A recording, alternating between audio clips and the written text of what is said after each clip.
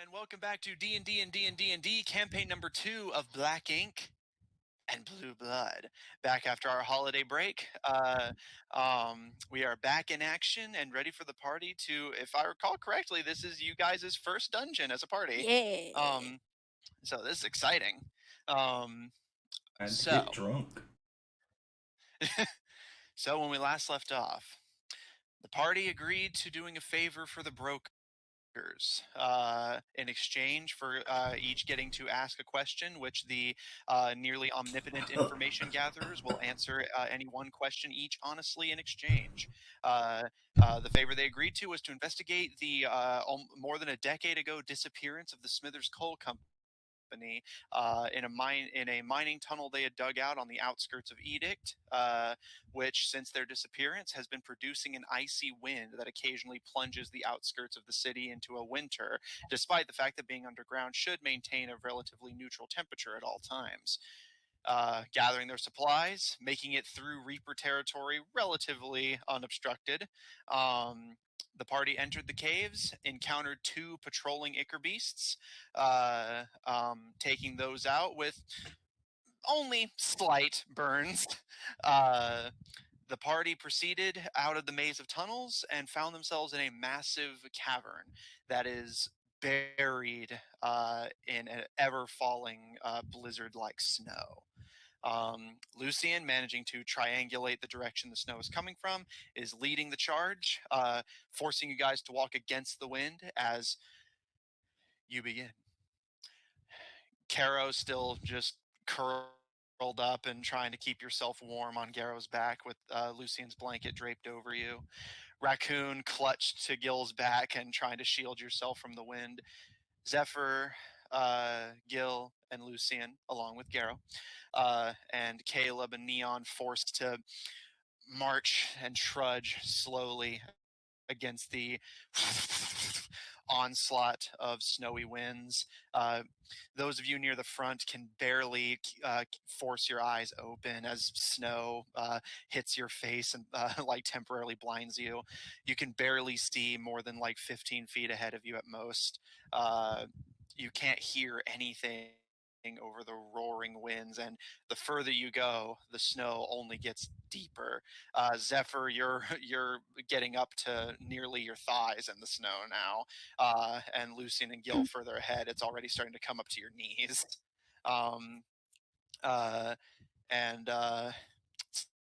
not a pleasant march, but it is the march you all are taking. Is there anything of particular note that you guys want to do while you're making this march across this barren, snowy cavern? Yes, I want to try something.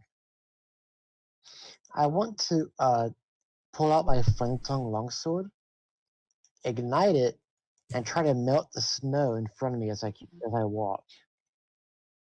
Okay. You make a As very you- slippery pathway. As you whisper this this phrase, you lower your flaming blade towards the base of the snow at your legs. The torch that you guys had lit has already been extinguished. So the flame tongue is currently your only source of light at the moment. But as you hold it near the snow at your legs, you do see it gradually start to melt, but with the constant addition of more snow from whatever is creating this, mixed with the fact that snow does not melt instantly. You feel like if you really sat there, you might be able to do this, but it does not seem like it's going to make the journey any easier and will likely only take longer. Or then I'll keep it out just for light. Oh, rip. Mm-hmm. Who You all, knows? you all continue to trudge. Any unprotected light sources or torches have already been extinguished, and you guys keep going. Caro, you are just snuggled under the blanket in a little frog-like ball, just trying to shield yourself from the wind. The Quinn. The wind. The Quinn. The wind. Eventually, Lucy and Gil leading the charge, but all of you start to notice this as well. You start to hear a sound over the rushing wind.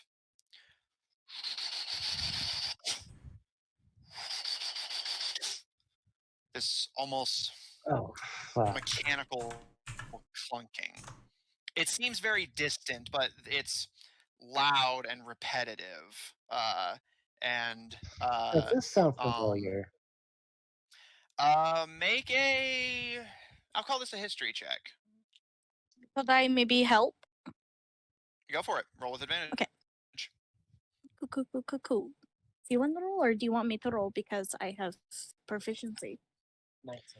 You said you were going to help Gil, so Gil has to roll. I got a 19 and she got a 14.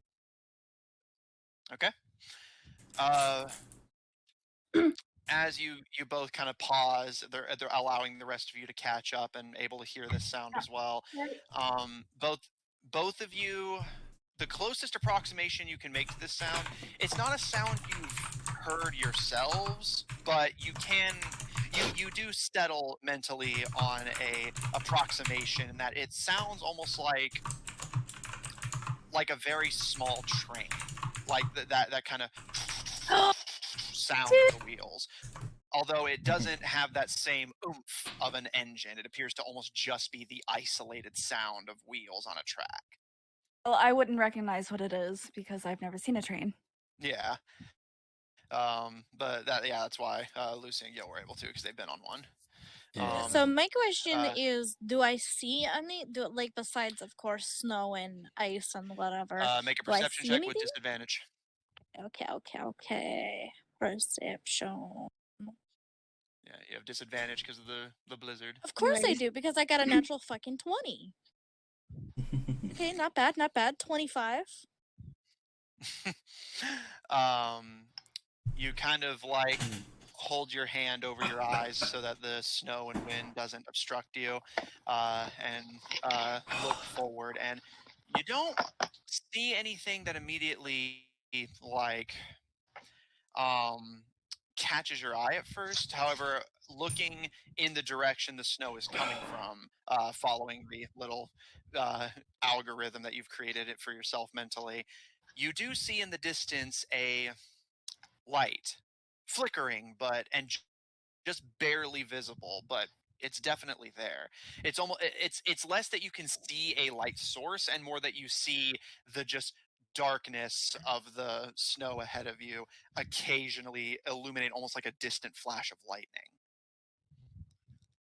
Okay, since I'm leading everybody, I will go towards that.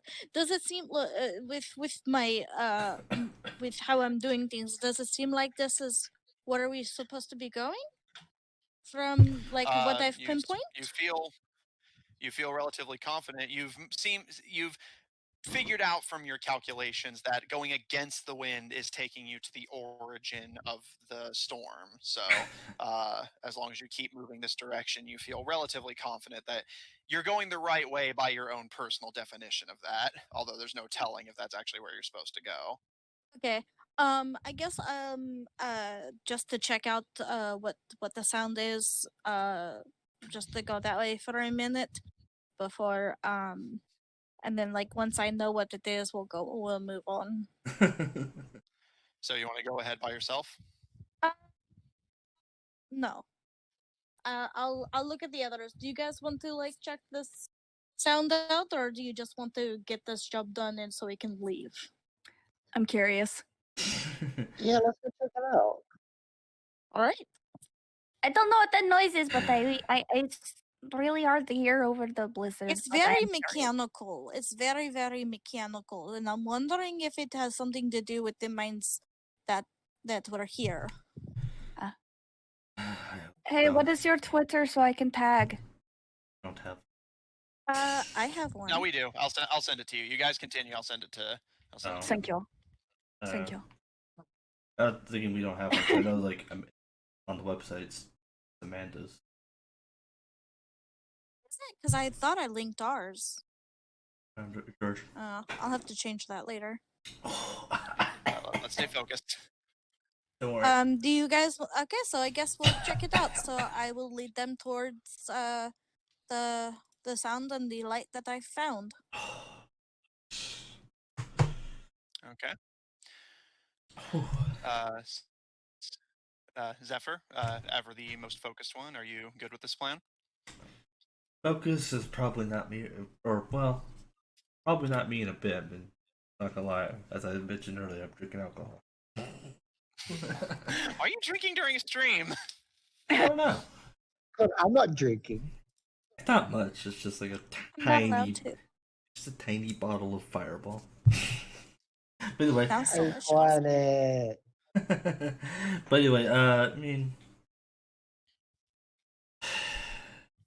Zephyr's hoping that he's willing to go along to the plan, just hoping that either this is something that can either give him a little bit of warmth, or it is the root of the problem, and we can leave after. Okay. So, Lucian, you lead the group, and after a moment, you all start to notice that while the snow had only been getting deeper and further up your legs and bodies, it actually starts to recede as you follow the direction of this light. And you all start to notice that your footsteps are having to become a little more cautious as you're starting to head downwards, almost as if going down a hill. The snow getting gradually from your thighs to your knees, your shins, your ankles, till finally it's just a simple crunchy layer of ground beneath your feet. As Zephyr, you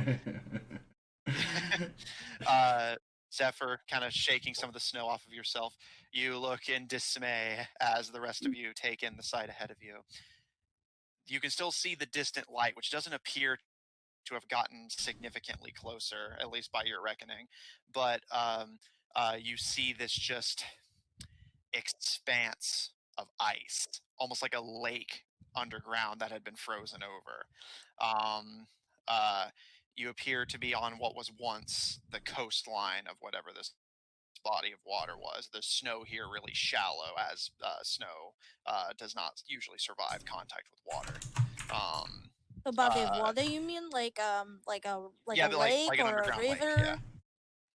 Does it look to be large enough to be a lake, or is it It's large pretty enough to big, be? so you're pretty comfy with the lake designation. I'll look down to Raccoon. Raccoon, have you ever gone ice skating before? What is ice skating? I don't. It's when you have blades on your shoes and you skate around on the ice. Wait, you skate around on knives? Mm-hmm. Like actual knives? No, Goes pull out like daggers out of her pocket. No. The blades are affixed to your feet with metal. I don't understand. I'll draw it for you later. So you said the light is it past the lake, or? Yeah, it seems to be like across this expanse of ice. I don't know about you guys, but I really don't want to go across this lake. I don't have any skates. We just walk. We go clicky clack across the ice and just hard slide. it is to walk across ice. Well, then let's not walk. Let's sit down and have somebody else push us. I don't know how comfortable I am with that. I'm Or- curious, or- but I'm not that curious. Or we can take a running start on the stable land and then go sliding across. Look, I have not ice skated since I was a kid. I didn't I- say you need to stand up. Anyway, It just seems, yeah, like Gil said. I didn't. feel like I it's didn't a little understand bit. what he said. He said it's a little bit more out of the way. I don't think this is where we're supposed to be going. I don't think that this is what we're looking for to solve the problem. So I think we should go back up towards the. And she just kind of frowns cold. Adlai. Well, I mean, whatever you guys want to do, I'm just kind of chilling here. Literally. Is it just me, or is that sound getting louder? Is it getting closer to us, or? It does sound a little bit closer, but you guess that that's more from you getting closer to whatever's making it than it moving towards you. But it's hard to tell over the. Yeah. Guys, I think. What do you think, Carol? Do you think that we should go back up there, or do you want to cross this big thing of ice? Carol pokes her head out from under the blanket and looks at the ice and looks at Garo and is just like, I don't think Garo would have a good time going across this ice. Yes, be a and little- here's another. That'd be Here's a little another cold good for Tuck their some tail between toesies. their legs. Yeah, and here's another good point. We don't know how stable this ice is.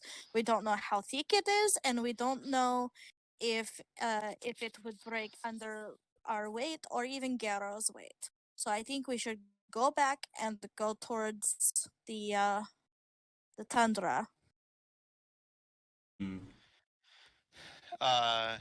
You hear neon kind of pipe up behind all of you guys. If we just head back out into the frozen wasteland, do you know which way you're going? I mean, by guesstimate, yes. I guess. Couldn't we just follow our It's an educated guess. Couldn't we just follow our footsteps back?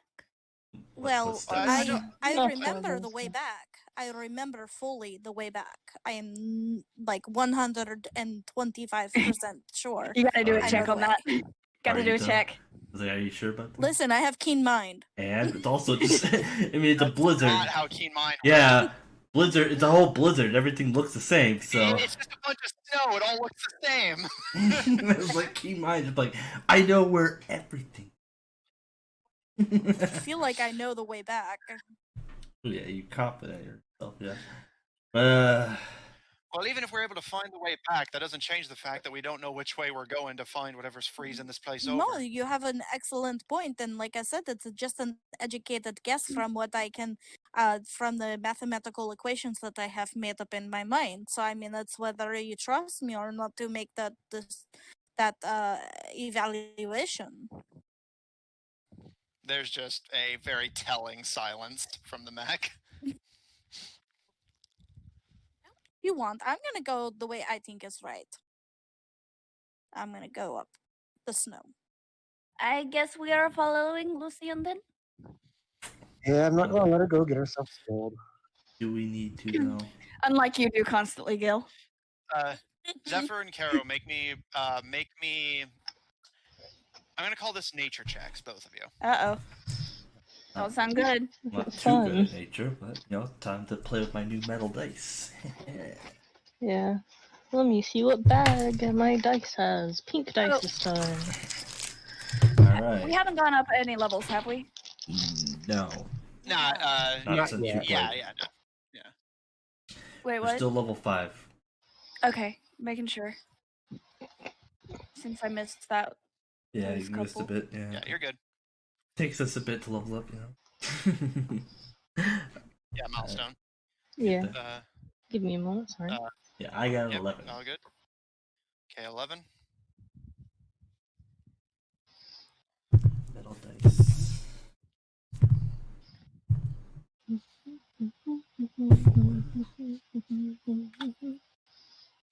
Little hard sometimes to read this. Oh, the stats. No, like his dice, I think. Oh, Yeah, the dice, the yeah. dice. They seem like they'd be a little hard to read. But yeah, they have like that, like kind of like that, like rainbow color on the medals. I got a 12. Okay. Zephyr, you're just cold and miserable. Because for reference, you guys have been out here in the snow and ice for closing in on about a half hour now, just trudging and walking. But Caro, something catches your eye as attuned to the world around you as you are. Your eyes are kind of hazy and unfocused as you're constantly fighting the temptation to just fall asleep. But something does catch your eye as Lucian turns to start trudging up the hill, sort of halfway between a dignified march and just a kind of awkward trudge. As going uphill is hard enough, and then you add in the snow. But you notice Lucian's cloak, which had been billowing behind them for the bulk of this time, and you notice this on Caleb as well. That as they turn away from the ice lake and start working their way towards the hill, the cloaks start to blow against them as they're traveling with the wind now.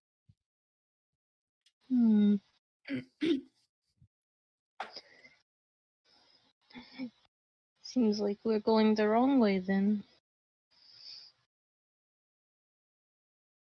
Don't tell What Lucian will? that. Oh, rip. Oh, rip.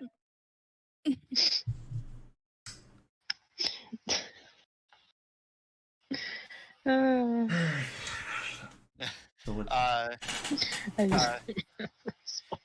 Neon's mech kind of turns to look towards you, Carol. How do you mean? Well, look at Lucian and Caleb's coat. Their cloaks. They're flowing against the wind, and we're coming here to find out what's making this wind. Yeah, that's what I was doing. I was following which way the wind was going.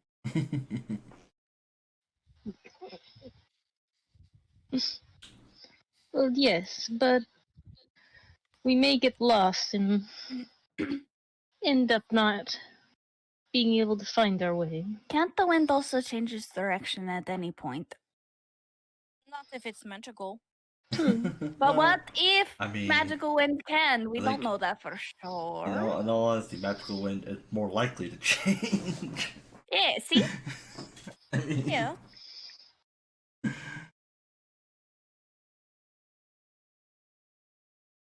So where do you reckon we go? I can throw a dagger at the map again. We don't really have a map. Do we have a map? This place, no. Pretty sure this is unexplored territory. Well, if we need to cross the ice, how would we go? How would we do that? We would skate across it like with our feet, I guess. Could we Do we have anything to make a sled?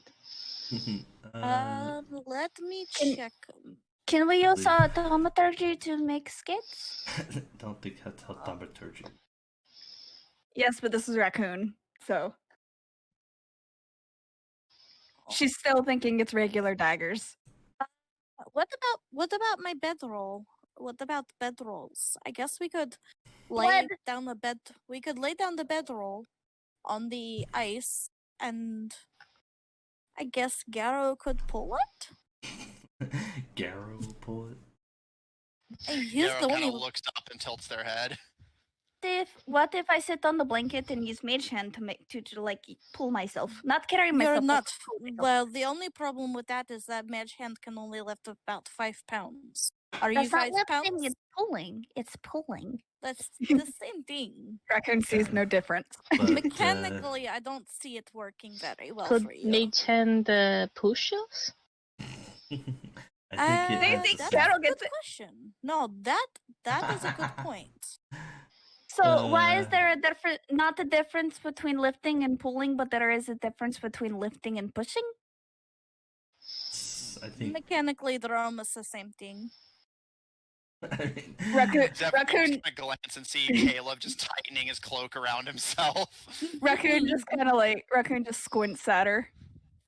All right. Well, Either way, I shall go. you're the only person in this party that has any experience with how should I say,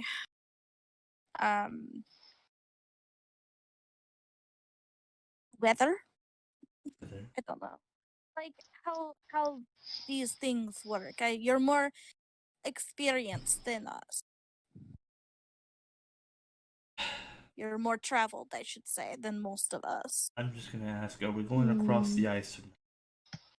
I think also me specifically not knowing what DCs. Carol, are you saying that we should cross the ice because that's the way the wind is blowing? Yes. Cold toast though.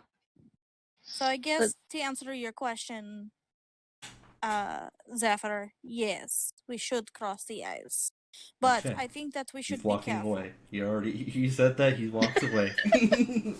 He goes towards the lake. Fine. Ocean, Well, whatever you wanna call it. before you fall into the ice, Zephyr, you may want to make sure the ice isn't thin. Well, Yes. The best way to do that is I let's take see. a dagger and I throw it at the ice. No. Don't weaken it. I mean, to be honest, Gil, That my is like- Gil, do you Wait, have- that's a raccoon thing to do. well, I do mean, you- Gil. do you have a javelin? Wait, you're saying a javelin? Just listen. I'm going Yes? somewhere with this. Can I have one of your javelins, please? Where do I get it back? If I can help it. If I can help it, so no. Please. Here. Thank you. Gil, what what'd you I'm get for gonna your do. attack roll? Oh, That throwing your dagger. I thought you weren't gonna do that until I showed you what I was gonna do. Well, you already threw Fuck. Yeah, he said he was going to throw it, so. 23. it. Just... Lucian, before you approach Gil for the javelin request, you watch as he pulls a dagger from his belt and chucks it into the ice, and you see a very sizable crack from where the dagger impact, but otherwise no change. I don't want Okay, to walk on okay, that okay. now. Now, I don't know how well versed you are about ice. Now, here's the question that I want to ask. With how... Oh, hello! Hello. Hey. How okay, how deep did the dagger go in before the ice cracked? Make an investigation check, and while you're doing that, Caleb, for a catch-up, the party has spent about close to a half hour now just trudging across ice and snow, following Lucian's directions, but seeing a distant kind of flickering light and hearing kind of almost train-like sound, the party followed that, still going in the direction Lucian was indicating anyway. Yeah, and you're now in much more walkable area as you're on the coastline of what appears to have once been an underground lake that has since frozen over. So the snow is very thin here, but there's just this massive lake of ice, which Gil just chucked a dagger into, presumably weakening it. Presumably. Okay, that investigation check is a 17. Okay. Lucian, Apparently you very thin ice makes a very specific sound whenever you walk or do anything. That's what on I'm it. looking at. That's like what I'm also It'll make like very it's aware almost of like that. you ever heard like cables like in the air? yeah, it's a dong, dong, It makes dong. like that kind of sound. Yep. I know. Mhm. And real quick, Gil, you did give Lucian the javelin, yes? After I threw the dagger Reluctantly. and she asked for it, yes. Yeah. So Lucian, make that investigation with advantage. So go ahead and roll again. If it's higher, you can take that. Cool. Since you're using a relatively Nope. It's the same. good Two method. 17s. Okay. Zephyr, you kind of hold back and watch as Lucian kind of cautiously pokes at the ice, especially around where the dagger is. And even when you kind of give more like caution to the wind, hard jabs to it, the ice actually seems to be holding relatively steady. However, the dagger appeared to go in fairly respectably deep, about halfway up the blade, before stopping and cracking the ice.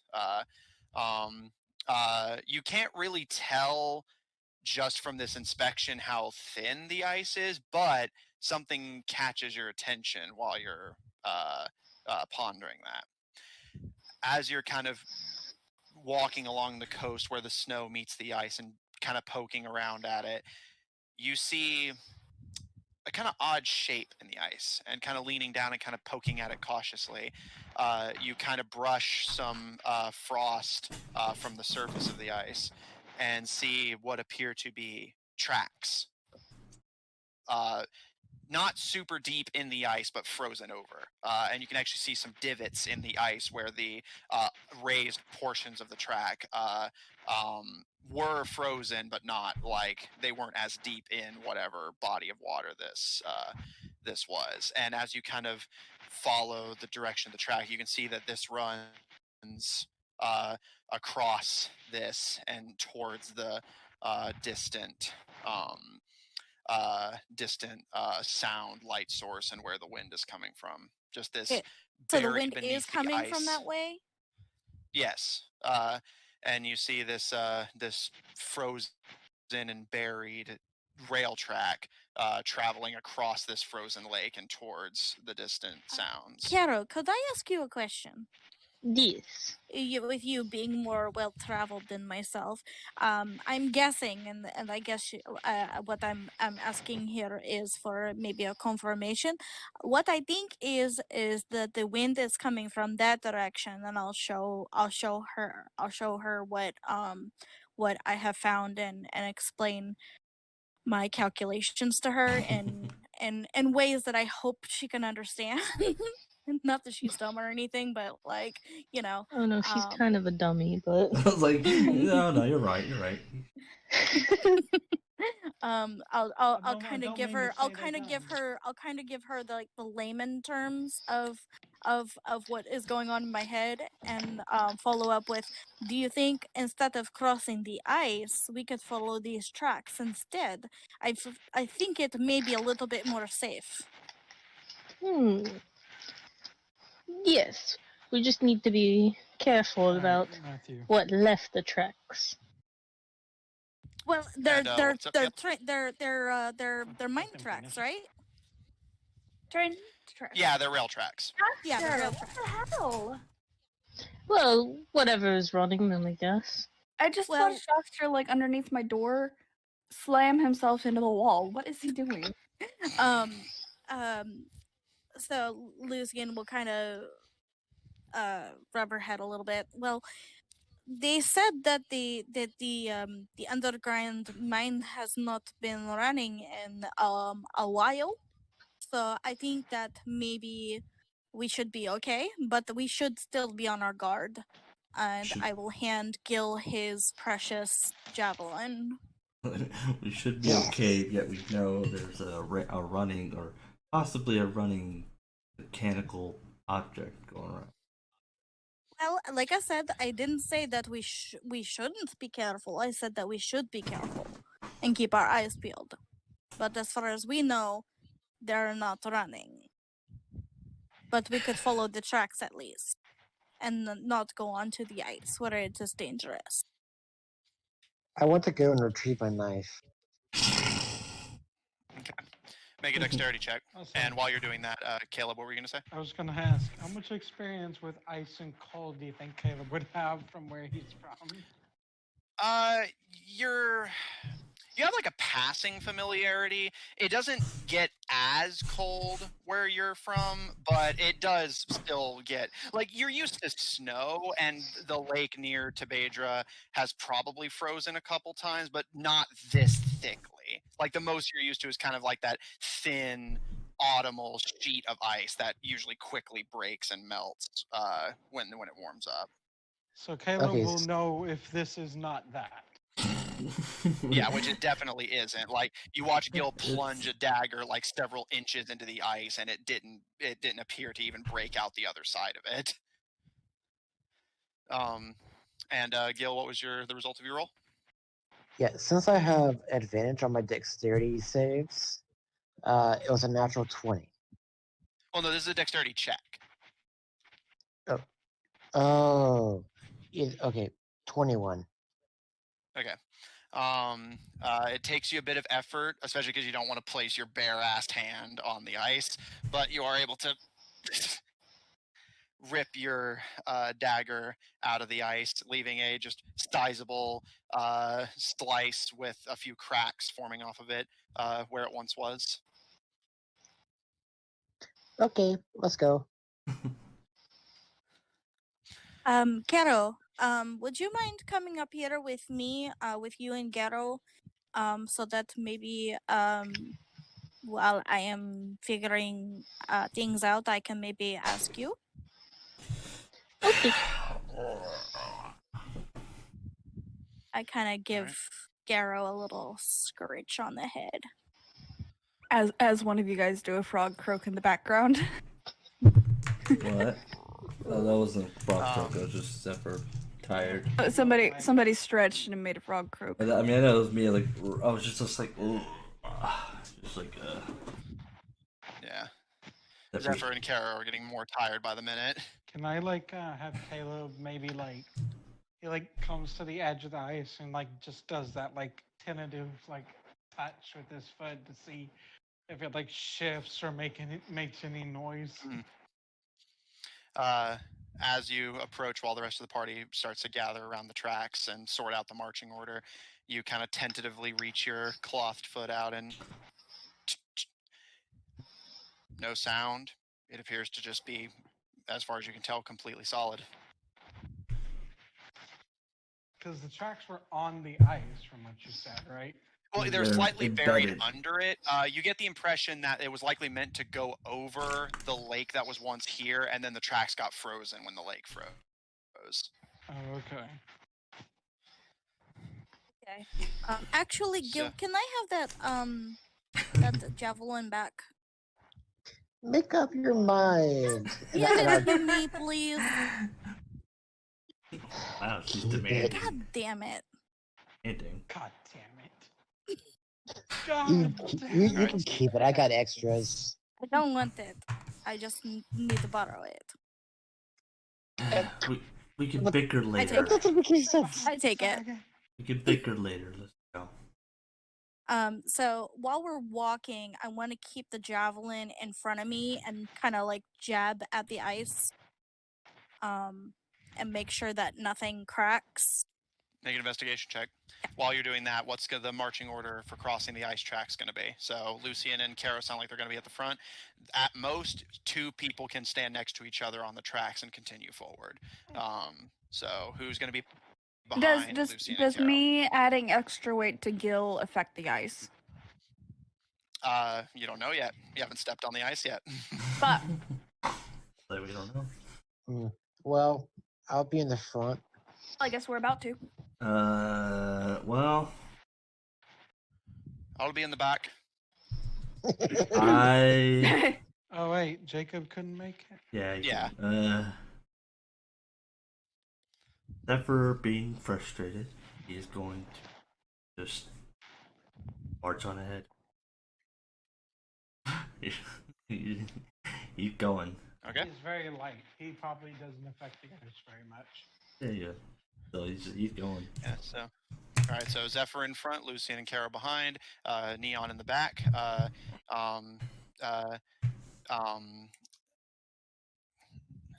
Raccoon, Gil you is are light unclinging. enough to ride on Gil. So Caleb, do you want to be next to Gil in the marching order? Sure. Alright. If something happens, Gil will inevitably run ahead, and then Caleb can use that as an opportunity to get back. So that investigation is a nasty, filthy 20. Got it. So as you guys, Zephyr already like preparing to go ahead, and you guys are so used to it that you've just already taken it into account. Neon disembarks from their mech and returns it to their hammer's face, kind of rubbing their arms a bit, now actually exposed to the cold directly, and just, I'm not going to risk something that heavy breaking the ice. Zephyr, it takes you a little bit while the party's getting themselves sorted, because unlike everyone else, you did not get warm clothes to prepare, so the ice is freezing cold on your feet. Who is it? But, Who is it that wasn't prepared? Zephyr. Zephyr, of course. Sorry, my I brain have a- was like, I have a wait, blanket now. what? You have a blanket? Yes, Caleb gave it to me.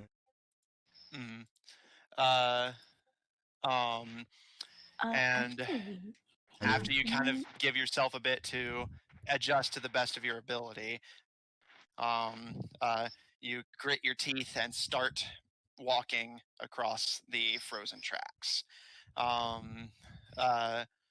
Lucian, you take a few experimental jabs with your javelin, and as you kind of like knock on the ice between the wooden parts of the tracks, it's the same complete solid, as much as best as you can hear it over the roaring wind of the blizzard around you. But as Zephyr's already walking ahead, you give a knock on part of the ice frozen over the wooden segments.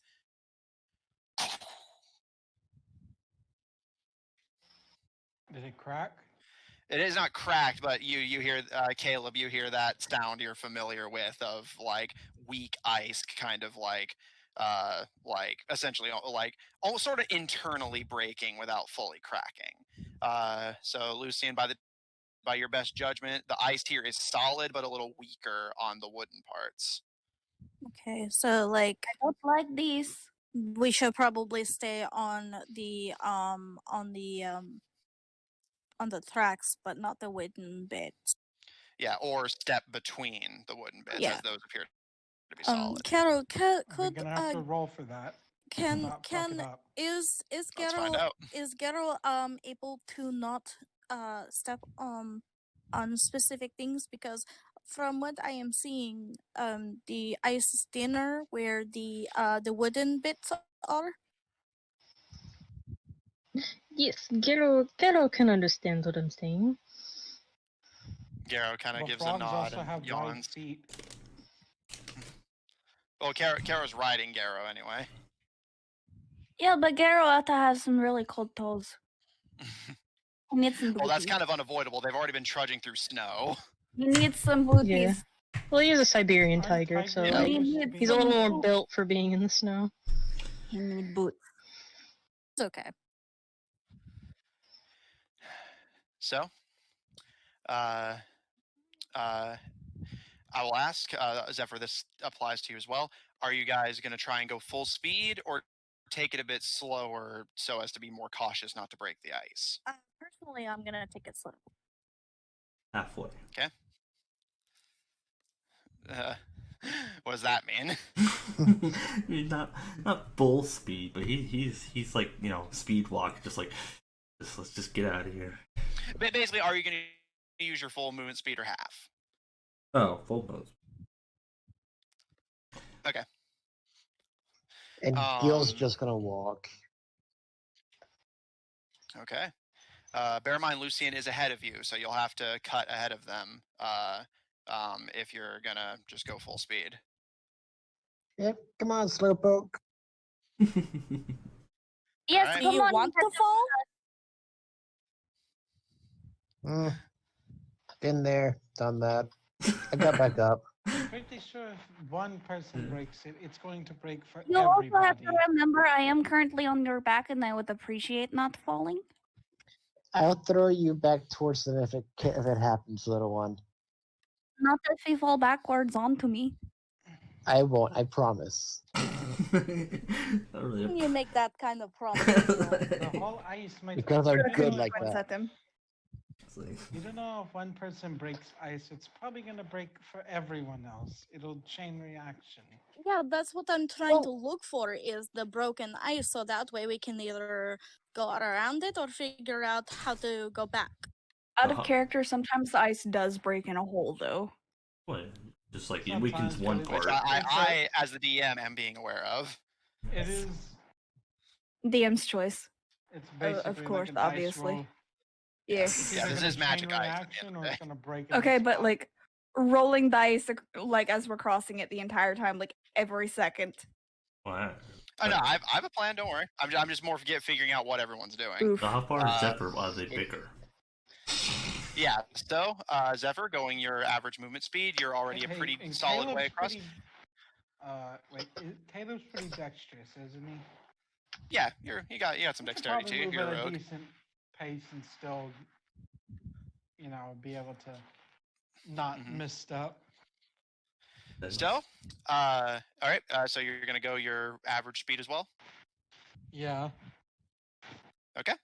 I'm away Gil, from my Zephyr, computer, and so Caleb. I might need to know what my plus is. I know it's pretty high. Yeah, I'll pull up your character sheet. But in the meanwhile, Zephyr, Gil, and Caleb, please make me dexterity saving throws.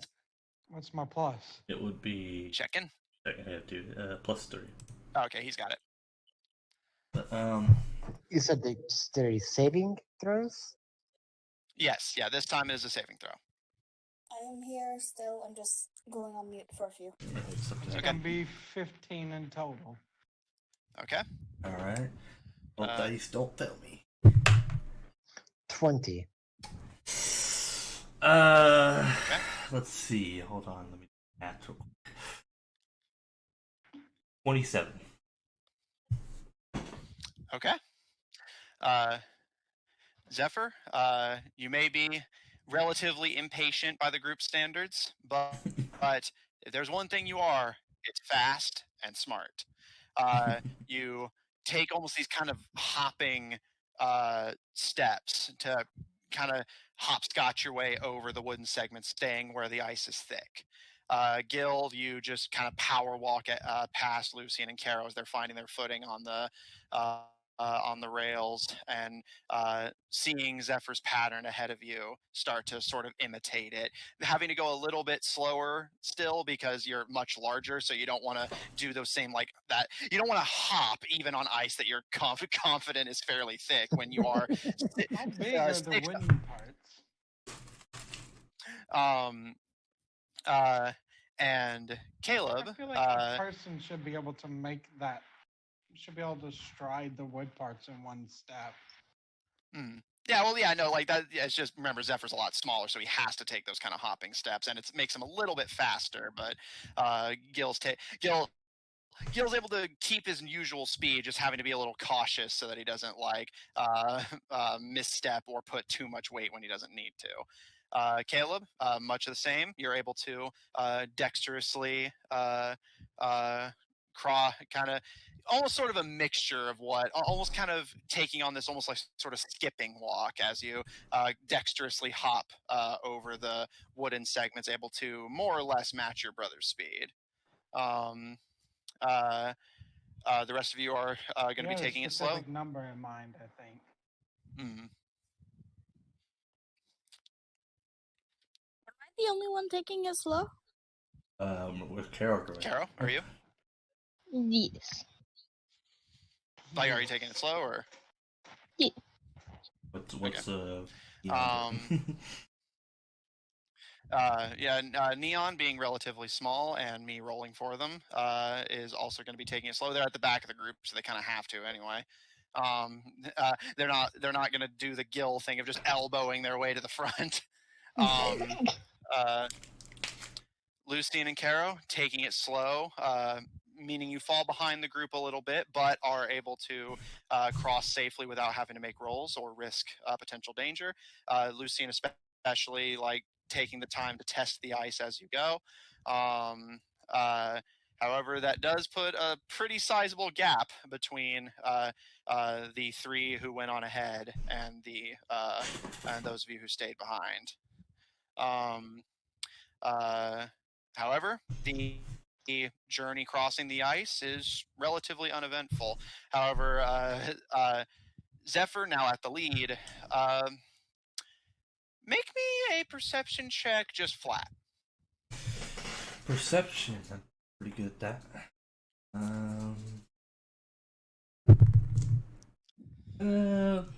Not too good. 12. Okay. Wait, what are we doing? He said Zephyr was just rolling perception since he's at the front of the group. So Zephyr, Gil, Caleb, getting a bit of distance on those behind you who are taking it a bit slower and more cautiously. You continue journeying. Zephyr, especially, still being beaten down by the wind and ice. But eventually, you do see an opposite coastline, and Zephyr, looking up, the light that the group had kind of lasered in on is significantly closer now, and you can all of you can now hear clearly, even over the roaring blizzard.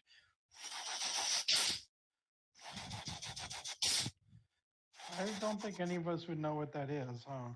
Yeah, I because do. Gil, Lucian, and Zephyr had been on a train before, they identified it as being similar to a rail track sound. But There's trains in this setting? yeah, You're I told wrong. you that was actually one of my very first details about the setting, is that there's trains. Yeah, we started off in a train. I like trains. I like trains. I do like trains. Yeah, little development fun fact for you. First thing I wrote down about Yav as a setting, trains. Second thing I came up with, Tebedra. That's actually true.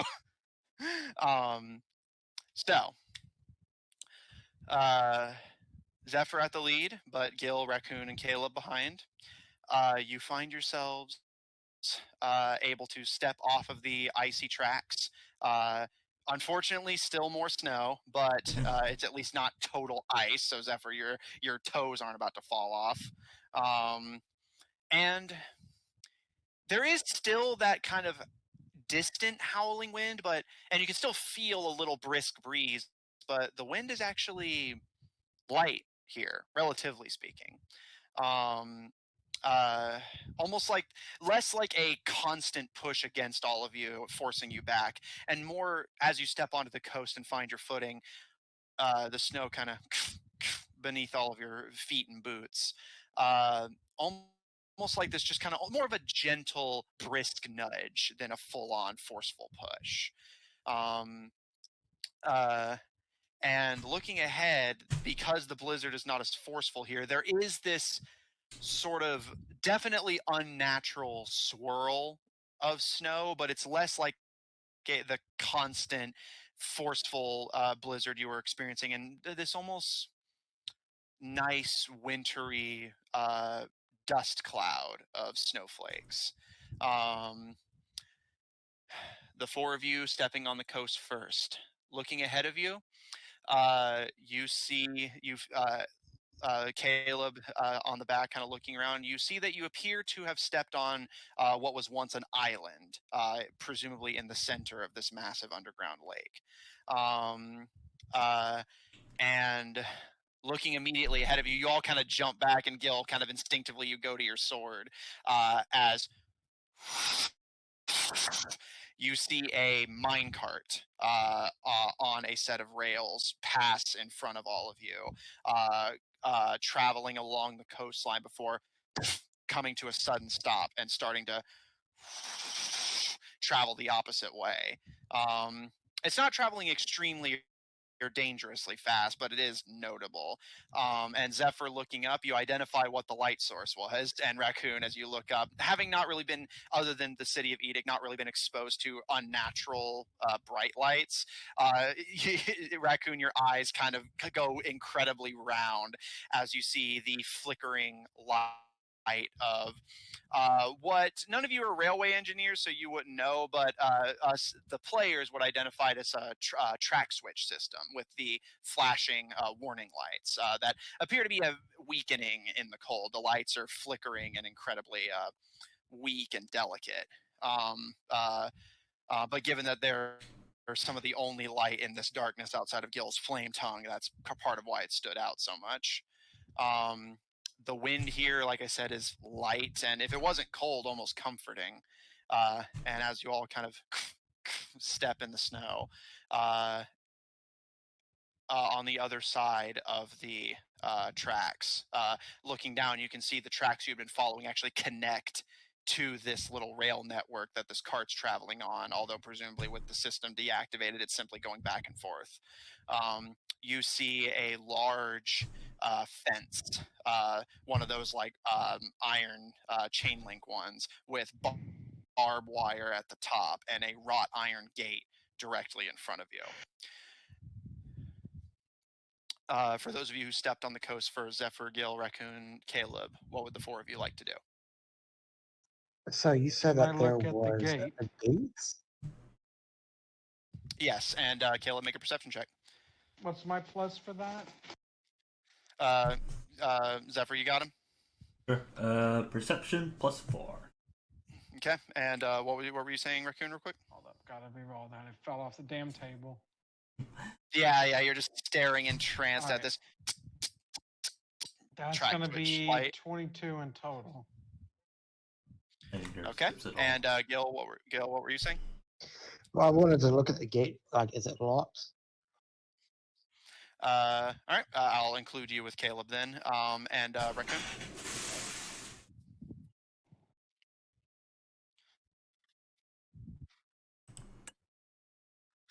What does it do?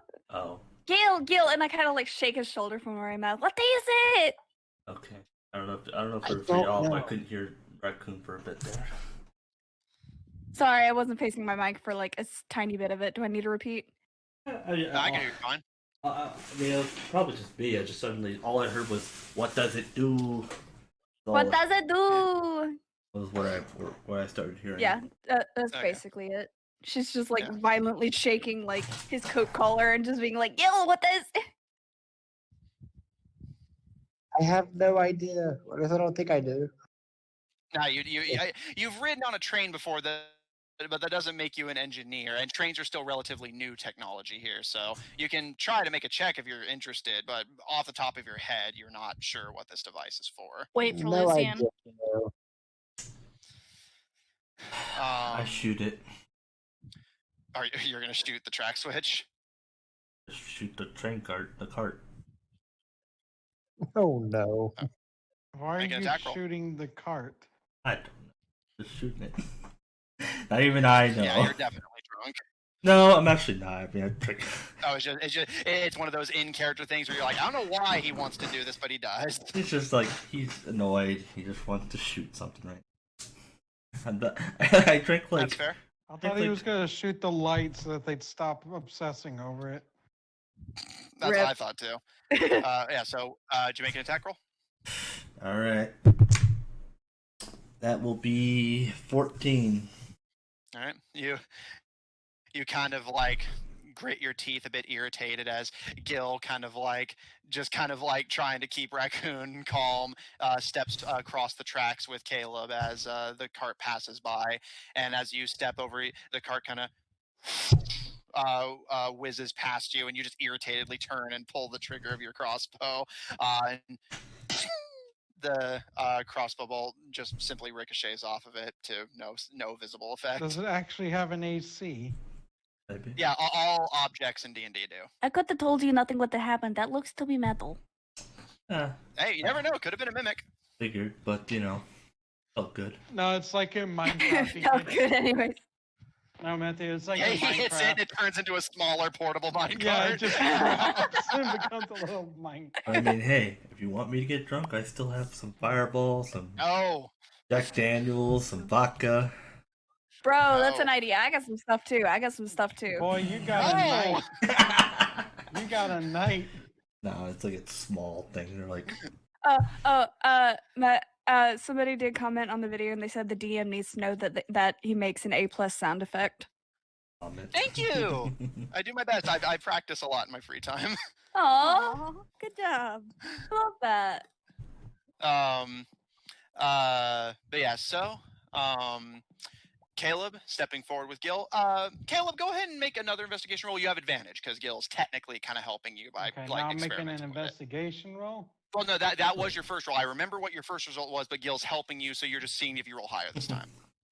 Fell off the table. Hold up, I need to get my roll right. I need to get my arm ready to get this the right spin on it. Next time when I see you, I'm gonna give you. I'm gonna have a dice tray in my car. I'll give him the hard drive he wanted for a while, and you give him a dice tape or a. Well, the dice other box. roll is better. Okay. My Christmas. So, you all, Gil and Caleb, with Zephyr slightly behind and Raccoon still just delighted over the train lights. Gil, you kind of experimentally approach the gate and kind of pull on it, and Caleb, you just kind of start looking it over. This appears to be metallic chain link fence, again, barbed wire on the top. It is a metal. You roll investigation. It is a metal fence. Let me finish. To your right, you see what appears to be a well, a relatively primitive one, which you've gotten a little used to after spending a couple days down here, but it's still odd seeing like tech that you're used to, like not much different than the well in Rosewig. Right here next to a definitely more advanced building, but glancing into it, it appears the water of the well is frozen. The water of the well, what secrets do you hold? Your voice kind of echoes.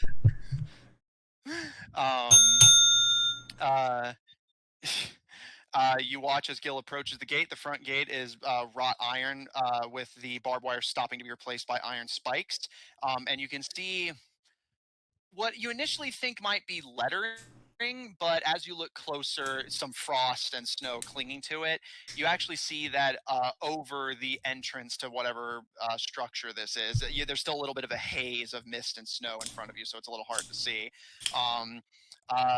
You see in iron the symbol of the Scar Concord, a simplified Yavik map with the 3 slashes across it. Have I crossed to there? Do I see it yet? Yeah, you're almost there. Don't worry. And Gil, that can't be good. And Gil, as you hear the kind of Lucian tapping away with your javelin to help Caro and Neon catch up to you guys. Caleb, you notice this as well, that Gil, you initially think that the gate is simply chain shut, as it doesn't really budge too much outside of a whenever you pull on it. But what you initially think are chains, Caleb, you kind of raise an eyebrow and kind of squint a bit, and it appears that the gate is actually sealed not by chains, but by ink that has wrapped around it and frozen. That's double not good. Double not good. Looking around, Caleb, you see that this fence appears to be circular and wraps around the coastline of the island, at least as far in either direction as you can see. And at this point, Lucian, Caro, and Neon have rejoined the group. Okay, I want to do a couple things. Uh-oh. Okay. Okay. So one of the first things I want to do, you said that there is a cart, right, that's going back and forth? Yeah, the mine cart's just kind of constantly traveling back and forth as the system is appears there to have a way, definitely broken. because I know with Lucian and her brain, is there like some kind of mechanism that I can do to make the point so it would stop? Make just a general intelligence check, because you're a sort of unofficial doctor, not a technician. Right. But I'll allow you to try, since your family's library was fairly extensive. 18? You're not certain. You're not a railway engineer, but you don't know how the mechanisms work, but you do know if you just really wanted to stop it. It's not traveling dangerously fast, you could simply block its path or pull it to a stop. It appears that it's going slow enough to where people are meant to just drop stuff into it as it passes by, and it's simply gotten stuck going back and forth with no one to run it. Gil, Yeah. I need your muscles. Come here. Okay. Make the thing stop, please. I'm going to kick it. Important, right? No, don't kick it, you idiot. Gil, do you want to kick it? Yes, I want to Make kick it like a sparring kick. Make an attack roll. So what are you trying to do? Are you trying to derail it, or are you just trying to stop it? Derailing it. All right, make an attack How roll. would you do that? Hey, why not? Woo! Because if we wanted to use it, we'd have to lift it up and put it back on the track. Hey, that's Well, Gil's, that's not a problem. Gil's strong, so like Gil could just do it. I'm not worried about that. I'm He's the one who Yeah, derailed but it. what- concerned about a few things. Yeah, but in typical Gil 18. fashion, watch him make a nat 1. Mm-hmm. Find out. Subs his toe on it. It kills Gil, him in one you wanna hit. let it- Bludgeoning damage. It kills him in one hit. It runs him over. You let it pass you each way a couple times, kind of getting a feel for the timing before, as it starts to pass you a fifth time, you reel back and kick it as hard as you can. And it's not loaded with anything, and it's not going incredibly fast. And so easy enough with your mass and strength, you're able to kick it. And the leftmost wheels immediately come free from the track, and the minecart falls over and crashes into the snow. Sorry, that noise was funny. Okay. It sounded like a fucking mosquito. Does it pop, Matthew?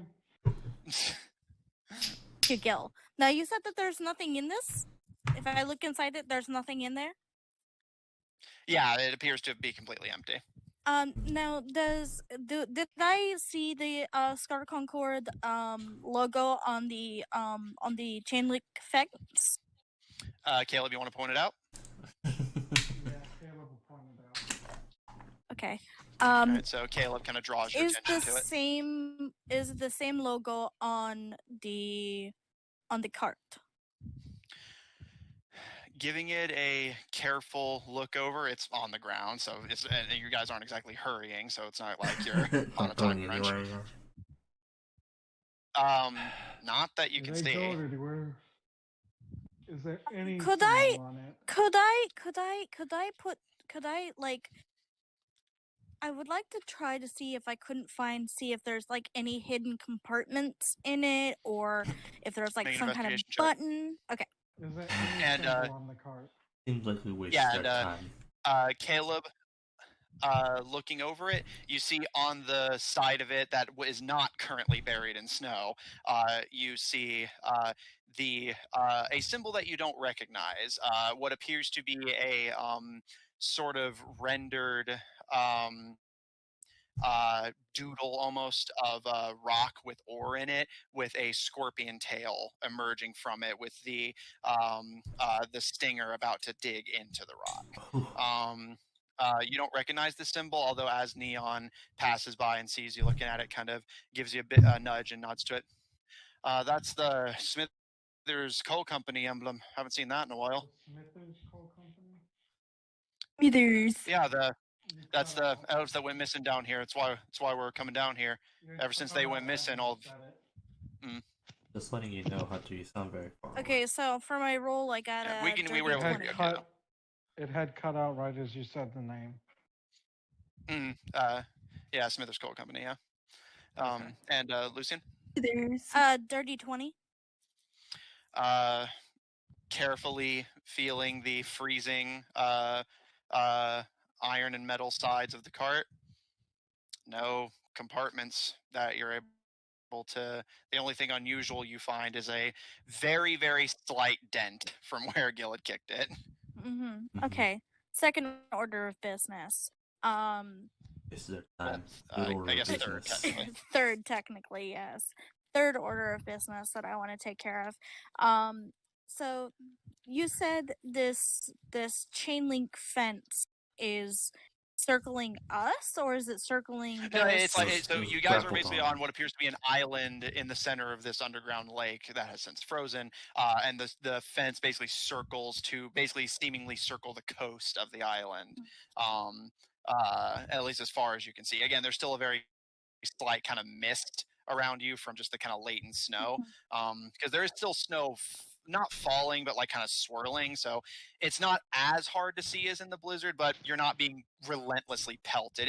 It's more just uncomfortably cold now than it is like outright freezing. Guys, did you see any way to get in or no? Oh yeah. And I would have swung my flame tongue sword at the ink I was gonna do something. Okay. and try to break into Wait, it. are you using the fire sword? That's what he said. He's a flame. It's been lit That's the yeah. It's entire like, time. I'm surprised. Do I have to make a throw? It's like an improvised torch. well, I mean, Yeah, and he's not really using it in combat, so I'll let you make the judgment call on this one. Like, I think the situation isn't tense enough to where it would send you that far over the edge, but I will allow you to if you feel it'd be more in character. No, I think it's okay. Yeah, That I will say. It might have been the worst thing you ever gave us, Matthew. But yeah, no, I am keeping it in mind. I'm basically just saving it for situations I feel would be pertinent. All right, Gil, make an attack roll. So every time we get into a fight, is Lucian going to have a PTSD flashback? well, as long as Gil doesn't light up his sword punch. Yeah, it's possible, but yeah, it depends on Gil. 19. All right. Zephyr and Caleb as the closest to the front, and Raccoon on Gil's back. You all kind of like ready yourselves, especially as Caleb had kind of drawn attention to that this is not chains, but in fact frozen ichor. But Gil, as your sword alights and you cleave through This is such a the bad ice. idea. The ice Probably. pretty easily gives way, and once that's freed, the ichor is still relatively liquid-ish. You break through, and as flakes of and shards of ice, along with frozen chunks of the ichor, fall to the snow at the foot of the gate slowly swings outward, seemingly pushed by the wind. No, I know this is tempting, you guys, but let's think for a minute. It's not What that is simple. The thinking? wind. No, listen. Caleb's like, it's not that Sorry. simple. No, listen. Here's the thing. Okay, this is a question for the DM. Is the wind coming from that direction? The wind was coming from this way, but now that you're on the coast, the wind has, again, not stopped, but it's a lot slower and gentler. Now, it seems like this is almost like, basically, by your best guess, it's almost like this is the eye of the storm. Like, it's calmer here, despite being at the center of what you were following. So is but it it the eye still of the seems tiger? to be the. Is it still seeming to be the correct direction? We're supposed to go. Well, in terms of the direction you're trying to follow, as far as you can tell, yes. Okay. Sounds like we're Then going inside. I will say, okay. This could be very interesting, but I think that we should be very careful. We don't know. No, listen, Zephyr. No shit, I don't. Sherlock. We don't know what's going to be down here. Of course we don't know. We've already found ichor beasts who probably maybe they came from here. Maybe this is we don't know. But I'm just saying we need to be careful. You don't have to tell me that. I mean, you also have to think. Also, Austin, you good? Yes, I'm good. You seem kind of like frustrated today. Well, Zephyr is He has been cold-blooded, drinking. so he's freezing, he's exhausted. He's been in literally freezing blizzard for the last 45 minutes and is having to listen to Lucy and squabble and stop them every 5 minutes for something. And stupid, like, it's gonna be interesting and dangerous. No shit. I'm gonna kick in the Zephyr's door. in a bad mood, basically. But, So is Lucian, but you know. Yeah, that's fair. but As long as everyone's fine out of character. What's up? Yeah. I want to kick in the door and go in. Well, the door's already swung Yeah, open. Do you like, want to swung close it and open. kick it back open? Like, Well, and since it's already open, I thought it just like creeped open a little Yeah, like bit. I said, it got like gently blown open by the wind. But then yes, I'm just gonna walk in. Almost beckoning and inviting you. so, All right. going in. I'm skipping in. Like yes, come on, let's do this. It's a trap. All right. Okay. Well, won't know until we go in. Caleb's All right, just like, this is probably a trap. I mean, in all honesty, we could be. Probably not an intended Well, trap, there's a but- lot of things that are coming our way that are traps, but that doesn't mean that we don't go that way. You know, we know how to defend ourselves. Oh, yes. I mean, to be honest, I've been thinking. Well, I just recently thought, if we actually stop this cult, which we will, definitely make sure that. It probably wouldn't be good for us or anyone in this place. Wait, what? No, I think Lucian understood, but I didn't understand what you were You saying. think Lucy understood, but you didn't? Yes. Excuse Lucian. I'm Amanda, which I have processing issues, so I get that. can you please repeat it? I'm saying it probably wouldn't be, good for us to stop it, though. That's not going to stop us. I'm going to stop this myself if I can. Why do you think it wouldn't be good? Well, Seems unnatural. You mean the Scar Concord? oh no. Well, not really the Scott Concord. If you would, think, as we just Star Concord? as we just saw, apparently there's some sort of, what like, I guess, can I see like the path of the little ichor lines that were holding the thing? Like, where does it lead? Well, it was just ichor like wrapped around the gate, and that had frozen once it was stuck there. But you can make a perception check if you just want to look around. I thought it was like connected to something. Yeah, But- no, just Look. But make a perception check in the meantime, Zephyr, yeah, what as Caleb and Lucian kind of look at you curiously. doesn't change. I mean, again, it doesn't change the fact that we're going to do it. But what happens when snow stops and ichors are not going to be frozen over? Caleb, That's an excellent me. Again, Did doesn't. Caleb ask me on something? Or do you think it would be inappropriate with this player not here?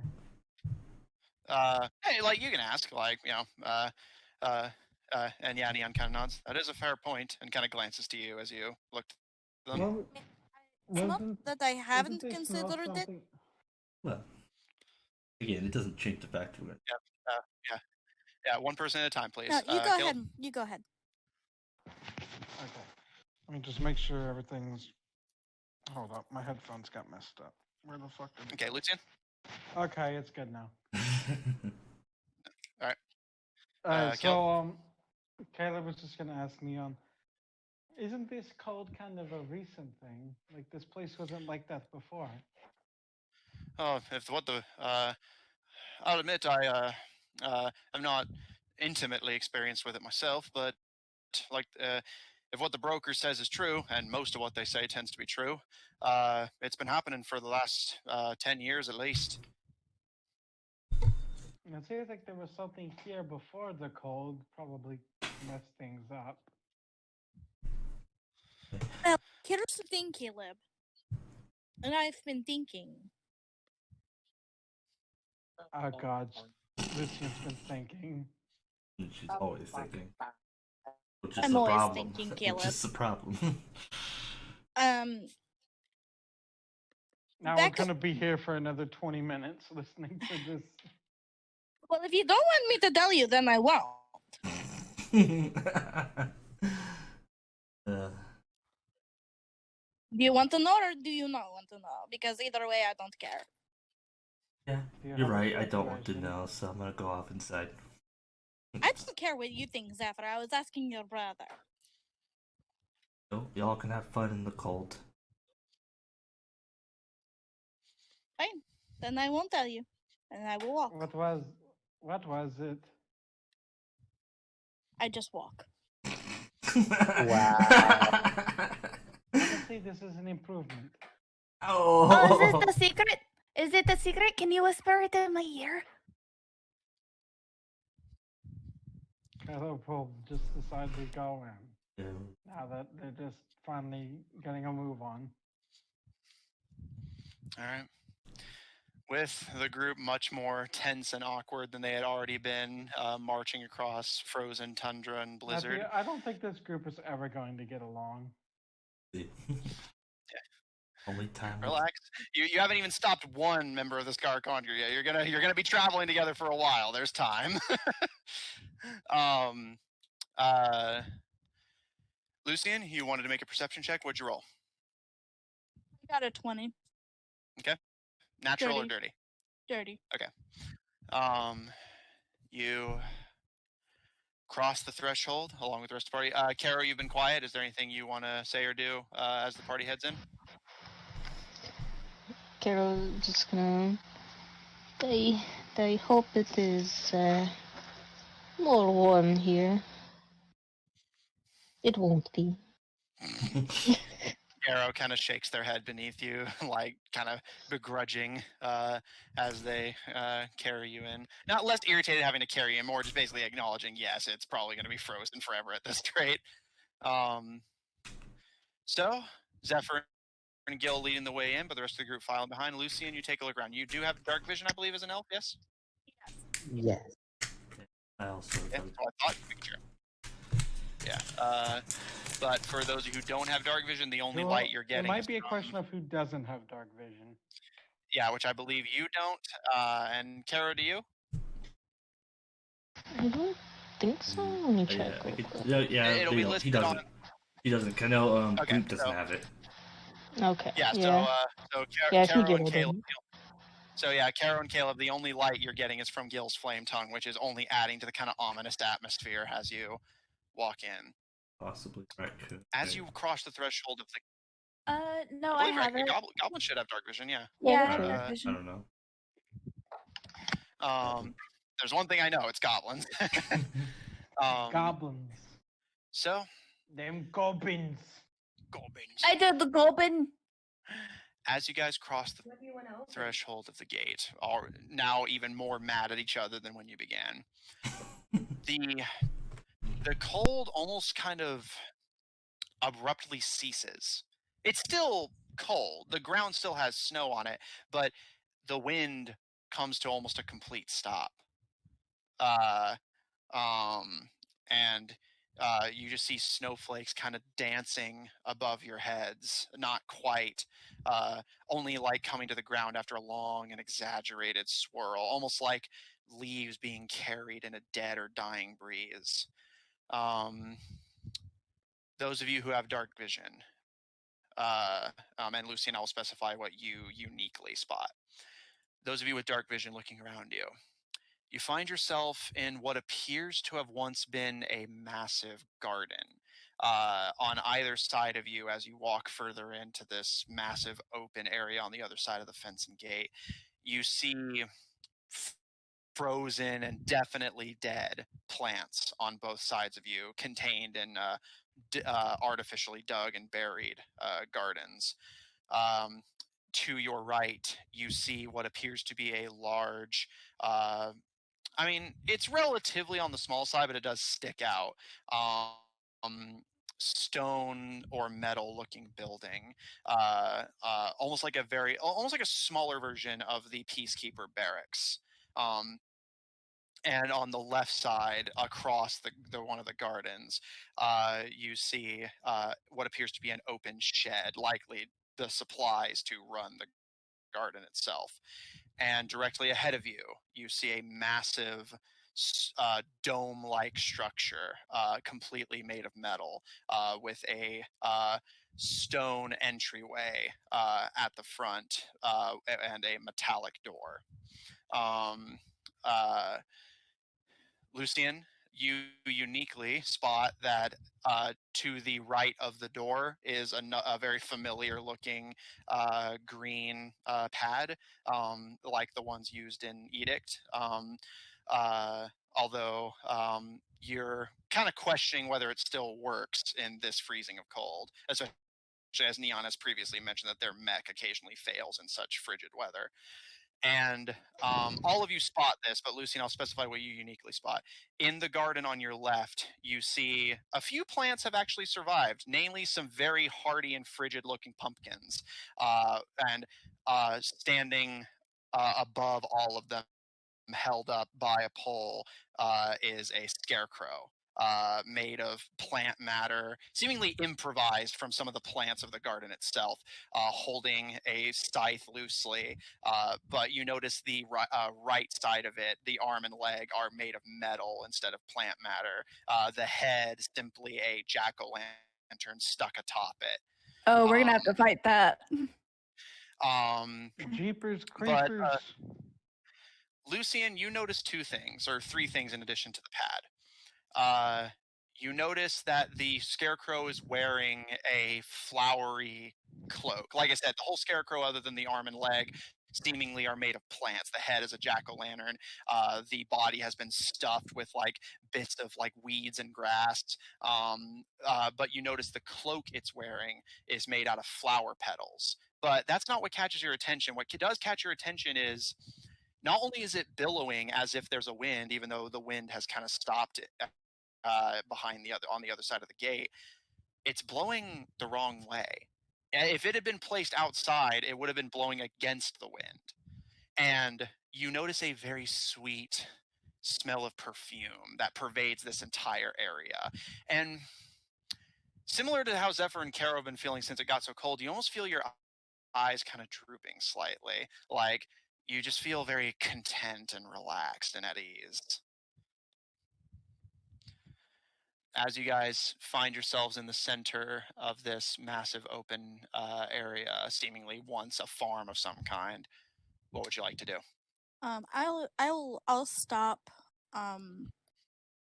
in front of the scarecrow and kind of look at it and tilt my head. Make an investigation check.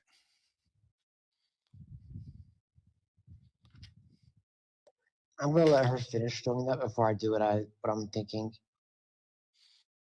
Natural 20. Okay. You approach the scarecrow, and you see there's actually a wick in its mouth, presumably to light the jack-o'-lantern itself. And you kind of just approach it and tilt your head real quick. Gil, what were you gonna want to do? Well, one, I wanted to take a scythe. You will not take its size. Okay. So both of you approach the scarecrow? Yes. All right. I would like both of you to please make me a wisdom saving throw. Oh shit. I called it. Did I call it? Let's find out.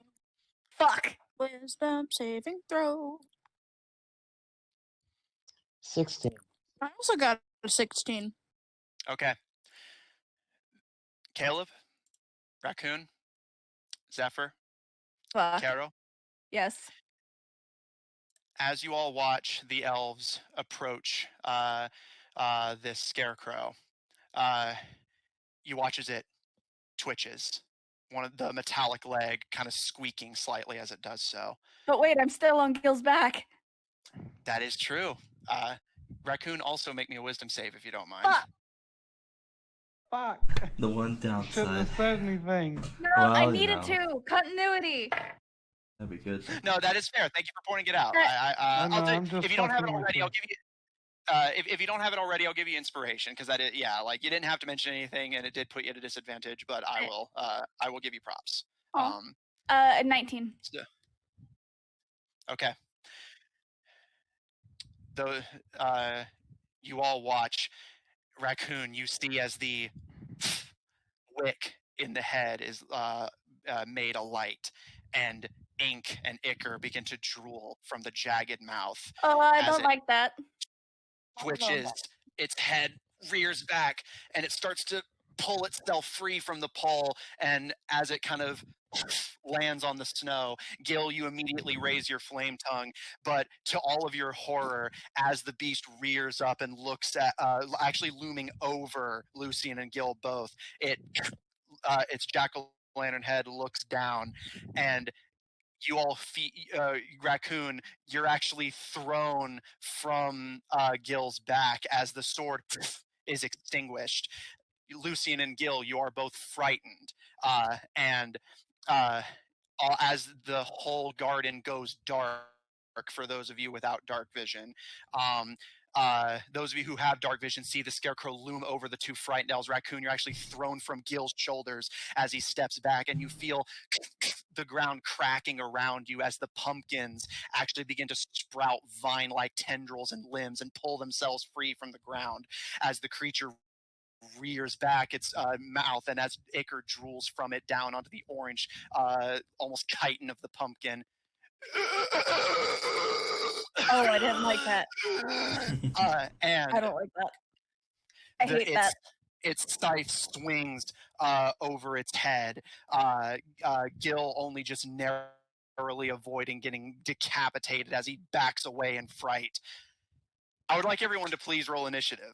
Yeah. Quick question. And those of you who are concerned with visuals, head to roll 20 as I have a battle map prepared. Hey, here we go, baby. I have a question. What is your question?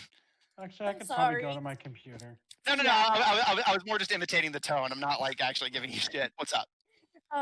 My question is, does his scythe remind me of Lucifer's? You seen it as a walking PTSD minefield? You have no fucking idea.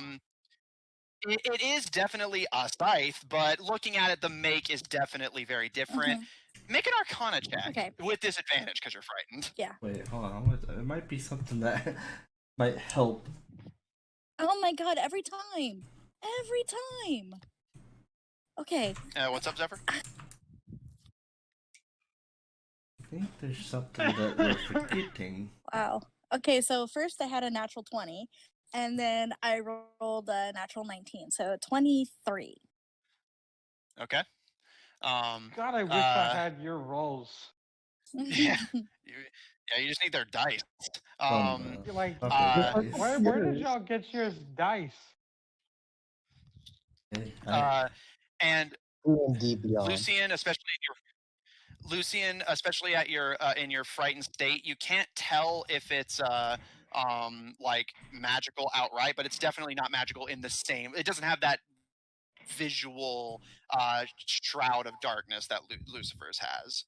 It seems to be more a homemade like gardening implement, likely given to the scarecrow to give it a more accurate farmer-like appearance. So with that, let me go ahead and place Lucian and Gil in their appropriate spots. And Raccoon. Actually, you two can be switched around. Kevin, for what's now, up? I'd probably say And off roll Raccoon. 20 because it'd be more realistic. I can't see what's around me. Yeah, that's fair. I mean, I'll pull it up, but I won't look at it for now. My eyes! Okay. My eyes! Where Anyway. is- you Okay, post let a me. link to it. I figured you guys probably had it saved. Here, I'll. I just typed in roll 20. I was already. Yeah. Let me. I think it might automatically set it up to where it'll 5. No. Oh well. Austin, would you mind sending the link to the D&D Beyond over the chat? Let's see. You mean roll 20? Well, he's saying Yeah, on. yeah. Like so that those of you who don't have it saved can use it. Wait, I think I. There you go. Or is that? I don't think that's the campaign link. I think that's just the. Well, I'm. Okay, Oh, well, yeah, I have to. I just got it. I was like, be logged in. He should be. As long as he's logged in, it'll show a list of his. He's part of. Yeah, so we're all good. All right, so let me go ahead and get the creatures initiatives sorted, and then I'll roll for you guys, or rather, like ask for you guys. Okay, so I roll your I'm gonna- initiative for you. I'm not gonna look at that because I can't see. What is So, the Words are a bit off. Hmm? Doesn't. Oh yeah. Like it's very hard to get the map actually lined up properly. And yes, in chat, they are in fact fighting a plant scarecrow jack-o'-lantern-headed Ickerby. I love Okay. Okay, I get +3 to initiative. All right, give me just a sec. Space. Oh my. That's gotta be 13. Okay. I'll ask everyone in like sort of order. Okay. Da da da da. Their initiative becomes. Okay. Got the pumpkin zombies and the Ickerby sorted. Okay. Initiative 25 to 20. Ugh, rough. 20 to 15. Wait. Hang on. Amanda Hang on. forgot to I roll. lost. Okay, sorry. 19. Okay, so Lucy and Carol will go together. 18 here. Okay. 19. Okay. Muted because I didn't want to echo. Yeah, that's fair. Okay, so a bunch of 19s here. Okay. Caleb got a 13. You guys are doing pretty good on initiative. Monsters did not roll particularly well. I haven't rolled Wait. Monsters? Yeah, like I said, Plural. Raccoon saw. You didn't see this, but Raccoon saw whenever they fell off of Gil's back that the creature is bringing the pumpkins in the garden to life as zombies. Okay. Oh. This should have been the Halloween gameplay. Okay. 15 to 10. I already got Caleb's take down, so 15 to 10. 10 to 5. 5 to 9. Zephyr, what's your initiative? Well, I mean, I rolled late, but it was a 30-20. Okay. Believe that should be everyone sorted. 1, 2, 3. Okay. Condition. Okay. All right. So yes, Lucian and Gil, you are frightened. However, What does that do? Well, doesn't. so in this particular, because basically depending on whether it's done through magic or done through like just natural means, it does different things. In this particular instance, you can continue to try and fight it, but you will have disadvantage on trying to attack it as long as, or trying to attack as long as it's within your line of sight. So do bear that in mind. What if you can't see them? They can't. Well, they have. Well, then you're pretty much fine. When you can't see. Hey, you can't do anything to me. Yeah. Well, the ability only reached those within its immediate vicinity anyway. Isn't it a jack-o'-lantern? Yeah. So wouldn't you, Kayla, be able to see the light from its jack-o'-lantern head? Yes. You can see here. I have its range noted. It actually has a unique mechanic for it. So I was going to wait until Zephyr's turn came up to mention this, but you guys can see within a 60-foot cone in front of the creature in whatever direction it's looking, and an additional 60 feet of dim light. So you can see the creature via its light, but anyway. So let me move you guys. It'd have a faint light, like all around like... it, even where it's not looking, because of why like work. Well, like basically, to put it bluntly, the jack-o'-lantern's a magic thing, so it works like very specifically. Because usually light just radiates out in all directions. Well, yeah, bear in mind that this wick lit itself and is being piloted by a magical demon monster, so it's not constrained by normal rules. Zephyr, Caro, and Caleb, feel free to move yourselves wherever you feel most appropriate. So is the white? I have a way of marking where its light is. Well, I don't have a thing on the battle map for it, but I'll basically tell you if like you're able to see any of your specific targets. And what were you gonna ask, Carol? Is the white like walls or is it snow? No. The white is just the snowy ground. Okay, I wasn't sure. Sorry, I'm not going to be able to see the Are the jack-o'-lantern. pumpkins also jack-o'-lanterns, or is it just the big one? No, they're just regular pumpkins. Only the scarecrow is a jack-o'-lantern. So, with that, top of the round, Zephyr, you're up. Zephyr. And Kara, Lucine, and Gil are on deck. With his fancy icon. Oh yeah. And you're getting some soon, hopefully. Yeah, they just need to get through their other shit first. I guess I will shoot because they're right next to him. I'm gonna shoot the jack-o'-lantern. Pew pew. Okay. Because of its light, you are able to see it. I have dark vision too. Make me an attack. Vision. I have dark vision. Oh yeah, it's a good. Yeah, that is true. So yes. So go ahead and make an attack roll. They're within 5 feet, so I get advantage. Yeah, Okay, I don't good. imagine them being frightened affects that. So yeah. Well, yeah, as long as they're next to. Well, good thing. First I one. think as long as they're not incapacitated. Yeah. Um. How do I draw an arrow again? It's the ruler. Yes. First one, natural 1. Ouch. Okay, second That's about one. as far as its light goes right Yellow there. goose. Yeah, well, that's as far as its bright light goes, but then there's an additional bit of dim light up to like just all that way. So, like, It shines pretty pretty much bright. That's a pretty bright There's light. light. There's at least a dim light in pretty much everywhere in front of it. Like, Yeah, It's pretty is it bright. like yeah, it's magic. I get that. It's just a little super candle. Yeah. Okay. Yeah, so that was a nat 1 on your attack roll. Well, on the first roll was a nat 1, but my second roll was a 21.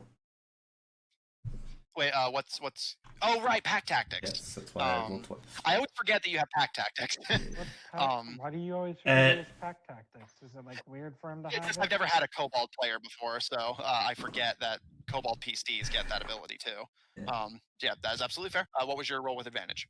Again, the roll, the first one was a natural 1. The second roll was a 21.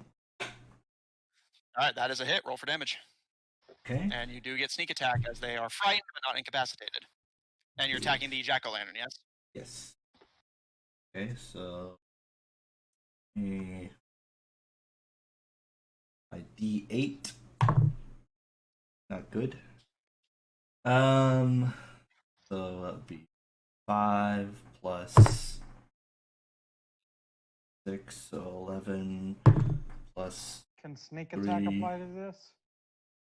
Yeah. Yes, we're doing 14 and 15. 15 total. Okay. Give me just a second, sorry. I was noting something down for the next turn. Okay, so how much damage in total? 15. Okay, it doesn't have any like relevant resistances or anything, so okay. Yeah, Good early shot, nice. Piercing. Okay. They shoot I him right in the eyeball. I need to get more in the habit of asking this. Zephyr, do you have any particular way you want to flavor this attack, or you good to let me? I learned from my Friday game. I need to like give the players more freedom to do it if they have a plan. I want to shoot him in its face where, it can explode.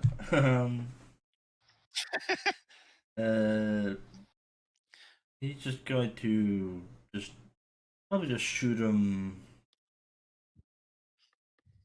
Yeah, actually shoot him like probably his body. Aim for more of his body. Okay. So, Zephyr, hearing this horrific screech and still able to see, even with Gil's flame tongue out, you level your crossbow. Level your crossbow and fire, and it sticks with this like almost dull sound, like dead leaf, into its stomach, and it kind of lurches, but it to like the horrifying visual of the rest of you, Caleb and Caro, you watch as its lantern head turns to look towards Zephyr, but its light is now cast on all of you as it gives a little. I hate that. I hate that. I hate that so much. And you watch like a smoker. just more. I love it ink and I hate it. There you go. and more ichor and I ink hate begins it. to drip from its jagged jaws. And Jazz. yeah, leave me alone. I'm just fucking with you. And you watch Zephyr as is that the end of your turn? Just have a bunch of jugs of ichor. Yeah, I don't have anything particular to do, so yeah. All right. Caro, Lucien, and Gil. But before either of you do anything, Zephyr, you watch as it reaches up, holding this two-handed bladed scythe with one like arm that is too skinny and stuffed only with like dried and dead plants and weeds and should not be able to carry it, lifts the scythe up and brings it down on Gil's shoulder. Gil, you take 9 piercing damage, but you're not raging, so that is not halved. So, yeah, or sorry, 9 slashing damage. I doubt it's relevant, but just in case. So, Gil, as your turn begins, you are frightened. Lucien, you are as well. Gil, you. No, that's not its turn.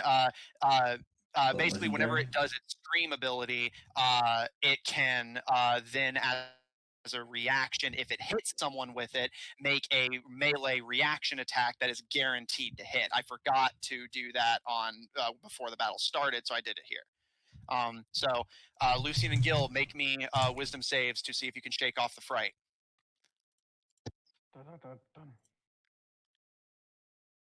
Ooh, that's good. 23. Of course it is. You rolled it. Don't want to say.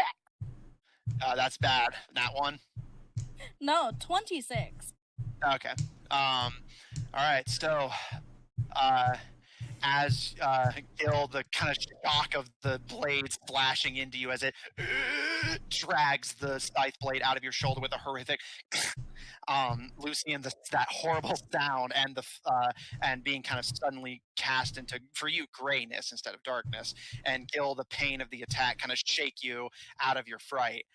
But you look and see yourself flanked on both sides by these writhing masses of vines and leaves, and with a single not jack-o'-lantern pumpkin head as the pumpkins around you begin to take on like almost a vaguely humanoid form. So because 3 of you rolled identical initiative, I'm still going to kind of go in order just because it makes it easier to manage. So Caro, what would you like to do? And remember, Garo goes on your turn. Yeah. So I can see him now because he's casting his light on me, right? Well, you can only see him, and you can see one of the zombies. Okay. Well, I'll shoot at him because he's Isn't there a way spooky. to break a tie? Is there what? Isn't there a way to break a tie on initiative? Usually, some people like to rule it as like, oh, like whoever has higher dexterity goes first. I personally prefer to just normally let them all take their turn together, but since 3 people all rolled the exact same, I didn't want it to be super confusing. Wait, so. who all rolled the same? Who all rolled the same? Caro, Lucien, and Gil all rolled identical initiative. Ah. It depends. You I also really just said make a second roll. Whoever gets the highest goes first out of the 3 of you. Yeah. I mean, I guess they all get to go different essentially ways. at more or less, because to put it bluntly, since they all rolled the same initiative, no enemies are going to be able to roll before them, so it's not like it puts them at a disadvantage to do it this way. So, Caro, what would you like to do? Okay, I'm gonna shoot at the big man. Go for it. Okay. Don't forget your poison and all that jazz.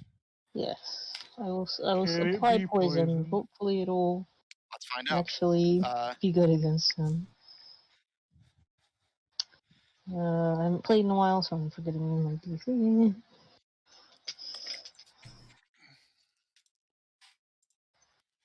Da, da, da, da. Yeah, but I got a 12. As your attack roll? Yeah. Yeah, that is a miss, sadly. But As I you have 2 kind of take a actions. knee. Oh, that is true. Because you have crossbow expert, so reloading is not an issue for you. So by all means, try again.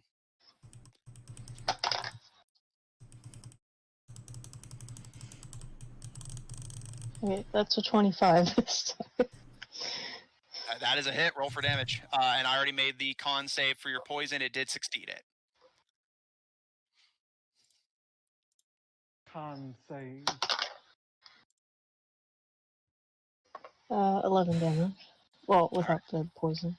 Got it. Poison. Do.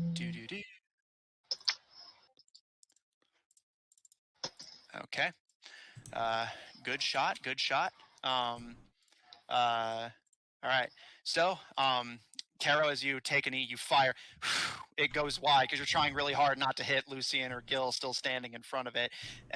And as you reload and fire a second shot quickly, this time it strikes true, sticking into its grass and dead plant matter stuff chest, and it kind of lurches back from the impact before correcting its stance, but it does appear to have taken some damage, and you don't appear to have done extra damage with your poison. However, you do see some definitely like sizzling and even if they weren't dead already, dying plants falling from the wound you created. So it appears like the poison can damage it. It just is like resisting it for now.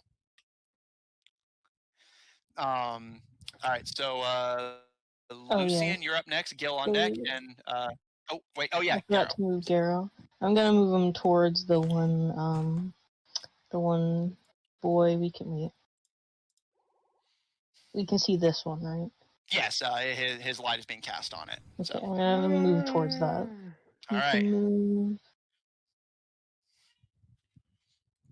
He can move 50 feet, so he can get to it. Easily. The one behind you is Garrow, so you can move the token if you like. Yes. Oops. Okay. Okay, well, yeah. Yeah, again, the grid is very slightly off, but I figured it was more important to have a visual than for the grid to line up perfectly. Mm-hmm. It's close enough. All right. Go ahead and roll your attacks for your tiger. Your tiger. Ooh, I could use pounce, right? Let me see. Your Tigor. Oh, if I use pounce, it's a DC saving throw on the creature. All right. What do I have to DC make? 12. As fucking zombie is definitely not succeeding that. Well, I rolled a prone. 3, and all right. Yeah. All right. If it is prone, I can make a bite attack as a bonus action. Go for it. Perfect. Yeah, just die, and you should still have your original attack as well. Mm-hmm. Or does pounce replace an attack? Yeah, pounces his action, but he gets the bonus action to bite if he. Okay. Yeah, so. Just making sure. Didn't want you to just skip an attack. No, yeah, it's fine. Let me see. Oh, we only got 9 to hit. How sad. All right. You because he's prone, you have advantage. Oh yeah, forgot about that. I was making sure because it's paralyzed where you just auto crit, but since he's only prone, you get advantage. What was this one? 14. That is a hit. Roll for damage. Zombies are not particularly tough.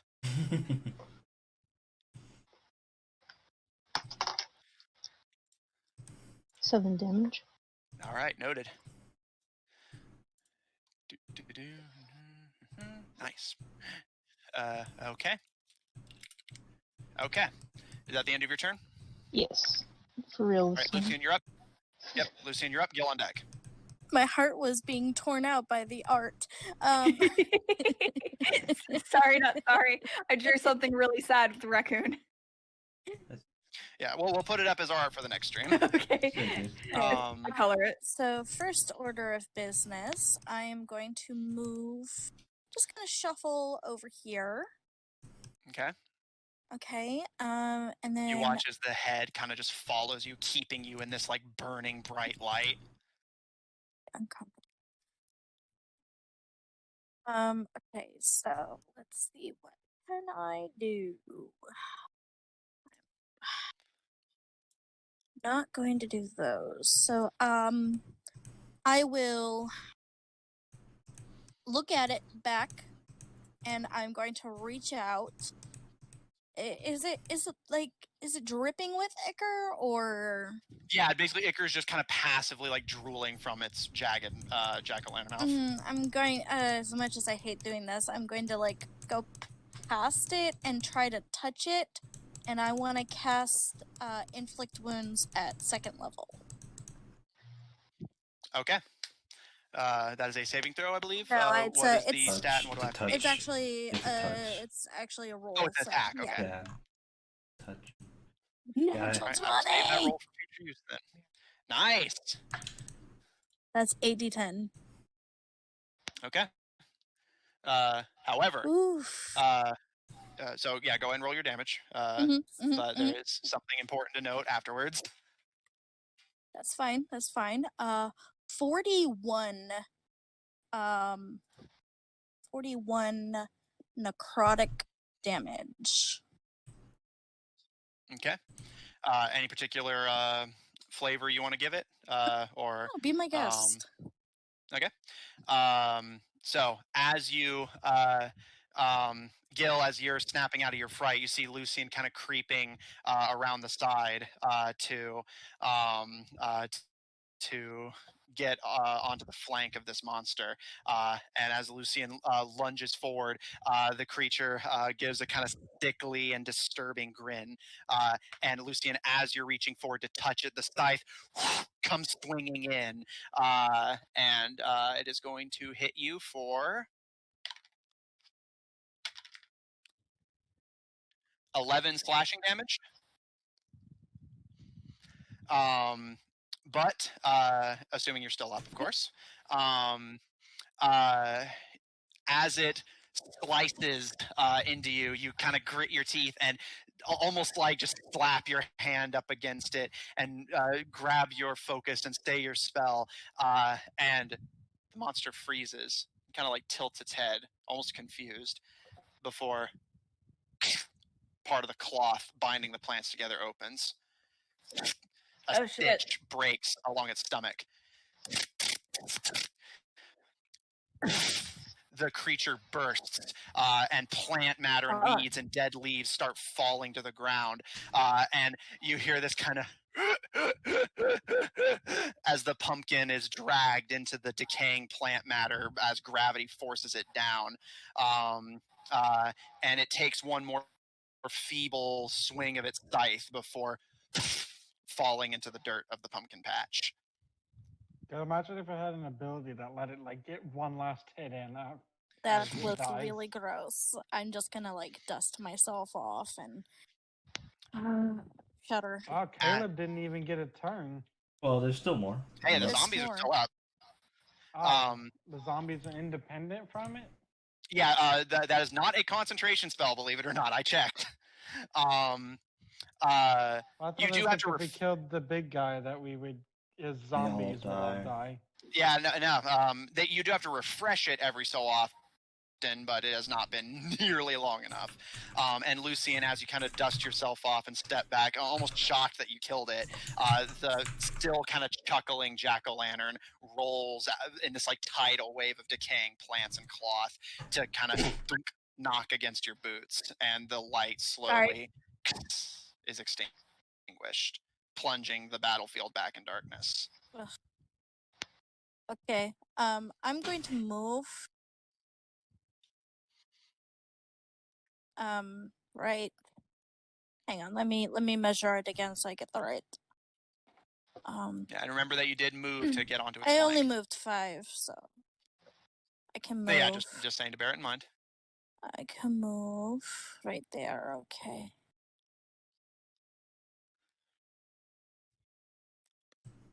And I will move right there, and that will. Let me see, what else can I do for? Can I do a no? I'm done. Okay. Gil, you're up. Raccoon on deck. So is igniting my flame tongue Raccoon on It's deck. a bonus action, I believe. it's a bonus action? Yeah, I believe so. So What the fuck was that? It just went whoop.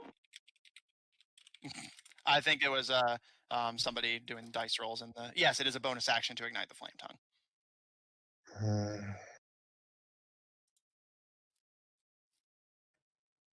I know I'm thinking which one's more important. Right now I'm going to ignite the flame tongue. Okay. Also, I'm so- going to implode.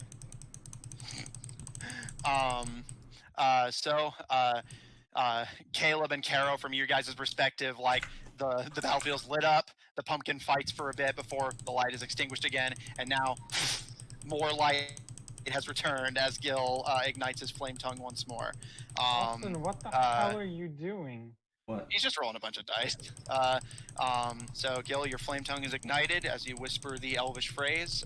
What would you like to do? I'm going to What is he smile, rolling 100 d20? and then I'm going to run at the nearest of these pumpkin monsters. It's like, You don't have very far to go. You and Raccoon are within melee range of one of them, so. Oh, perfect. So since Raccoon's I'll down, move him. He doesn't. I'm going to flame, Yeah. and then Okay. I will smack the sucker. Okay. Roll an attack with advantage. See, Gil, now put me Caleb down can't see first. anything. what, I think, didn't you fall Put off? me down. Yeah. The flame tongue gives you light. You can see. I thought you fell off, me right? You down. can't see. Oh, you ignited the flame tongue? Natural 20. Yeah. Yeah, Raccoon, didn't you Alright. fall off of him? Yeah, but they're just like on the ground now. Yeah. All right. So okay. Roll for damage. It's glitching. Hang on.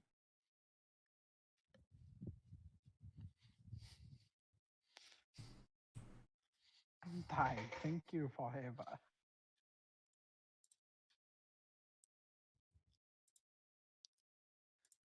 So, now I'm on my if computer. I I do can my open the math right, stream. that is 15. Okay. Da, With da, part da, of that being da. fire damage. Okay. 15 wait, with one more the time, sorry? fire damage? Somebody Because, keeps having a Jeff Dunham moment with the da da da da. Yeah. because Um. my That's flame what. tongue is a fire damage as well. Yeah. It does Noted. 1d8, Okay. 1d8 and 2d6, so technically 2d8, 4d6. Mm. Yeah. So Oh, basically 46. I did to not count reduce that. Hang confusion. on. Yeah. I was gonna say, to reduce confusion, have you rolled your full actual damage? I think he thought of Add multiplying. another 9. Okay. Gil, you step to the other side of this pumpkin monster, and as Raccoon is scrambling to their feet, you cleave with your sword wreathed in flames, slicing the nest of vines and thorns right in the middle, bisecting as it falls to the ground. The pumpkin kind of loosely hitting the ground. One zombie down, 3 to go. So- Is that it for you? I have a second attack. Indeed, you do. So I'm going to run to the nearest one, which is going to be over there next to, I think that's Carol.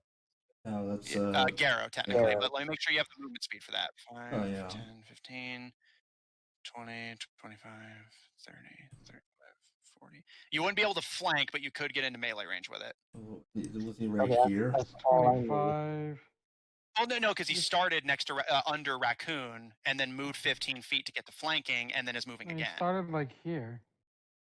Well, No, he has 40 feet. Like I'll say that's that. where he took his attack. He started here, moved 10 feet, 5 feet, 15, and then has to move an additional 25 minimum to get there. I think he can do it though, right here. Because doesn't he have 40 feet? Can he do it while he's not Yeah, raging? I it's thought not he 40 had feet. 40 while he was raging. That's 40 feet in general. I think a range is 40 feet in general. Okay. All right. So yes, you can flank it then. All right. Roll another attack with advantage. That's good. long as you're not wearing Kill armor. everything before Caleb even gets a turn. They literally mathematically can't. Kill these two. Mm-hmm. Problem is, can you see this? All right. Roll for damage. Make sure you add it all up before saying it this time to reduce confusion.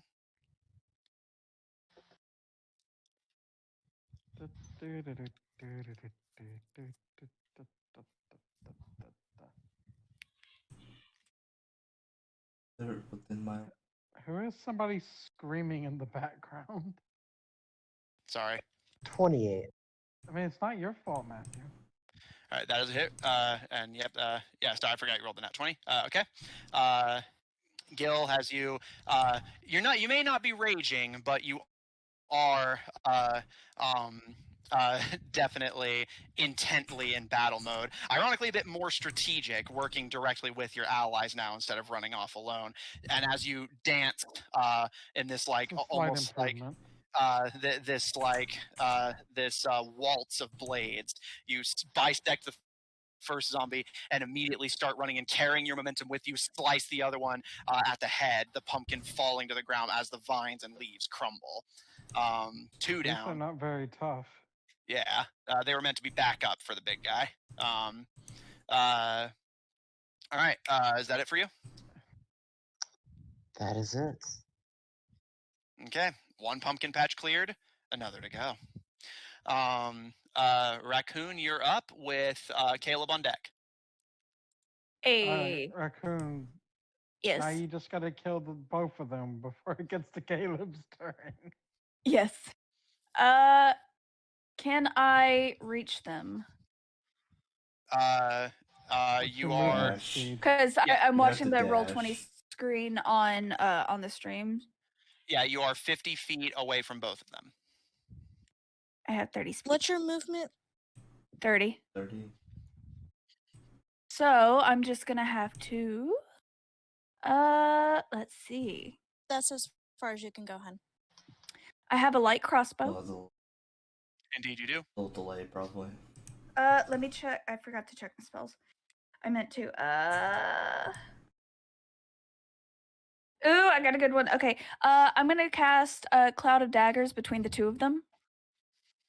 Okay.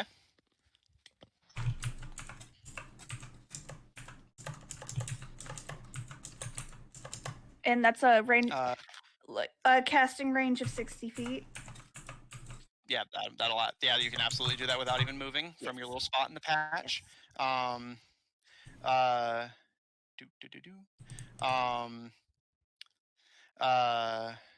Okay, and what's the saving throw in DC?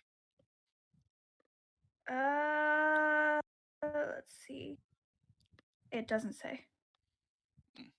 Oh yeah, it doesn't just do damage just being in it, right? Yeah, it's literally you fill the air with spinning daggers centered on a point you choose within range. A creature takes 44 slashing damage when it enters the spell area for the first time on a turn or starts its turn there. Okay, so they'll take it on their turn then. Which one are you targeting? Well, I think they can hit both. No. So that's 44 damage. Let me get my D4 real quick. Well, it's when they first enter it, or well, yeah, I guess then they would apply here. 20 feet. Which one are you 20 targeting? feet apart. Oh yeah, it's 5 foot. That's like, that's what I'm asking. Yes. Yeah, so good catch, Zephyr. I didn't catch that. Okay, so the one on the left then. Okay. All right. So roll. I'm rolling.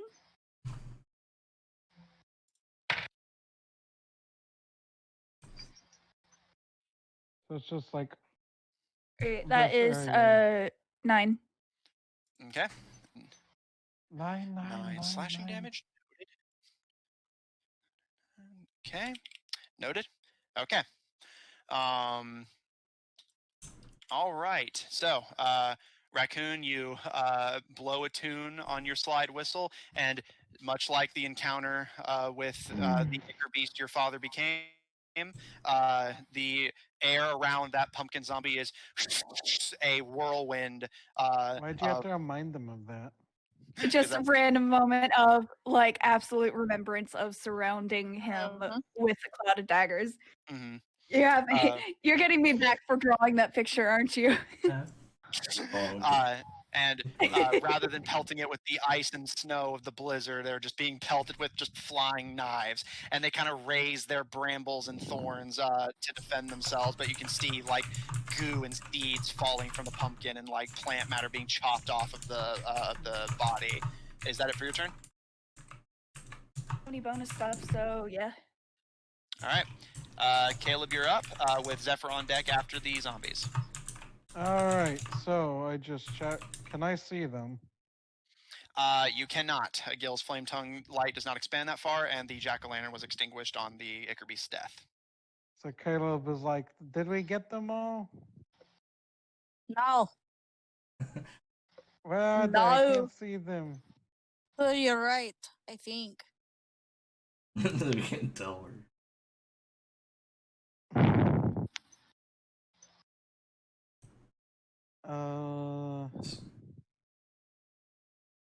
Caleb's gonna be like, oh wait, he can't see Zephyr even because he might be able to see. Yeah, you can see Zephyr. You can see immediately around you. You just can't see like. Deep Caleb's bars, gonna be bars. like, Zephyr, can you point in which direction they are? Or one of them is.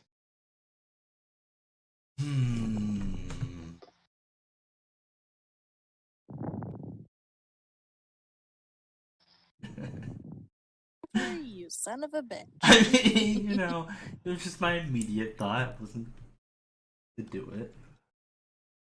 I know exactly what you thought. Yeah. You were thinking of pointing at Lucian? No. Yes. Actually, no, I wasn't thinking about Lucian. Just in a random direction. Just like, over there. Totally.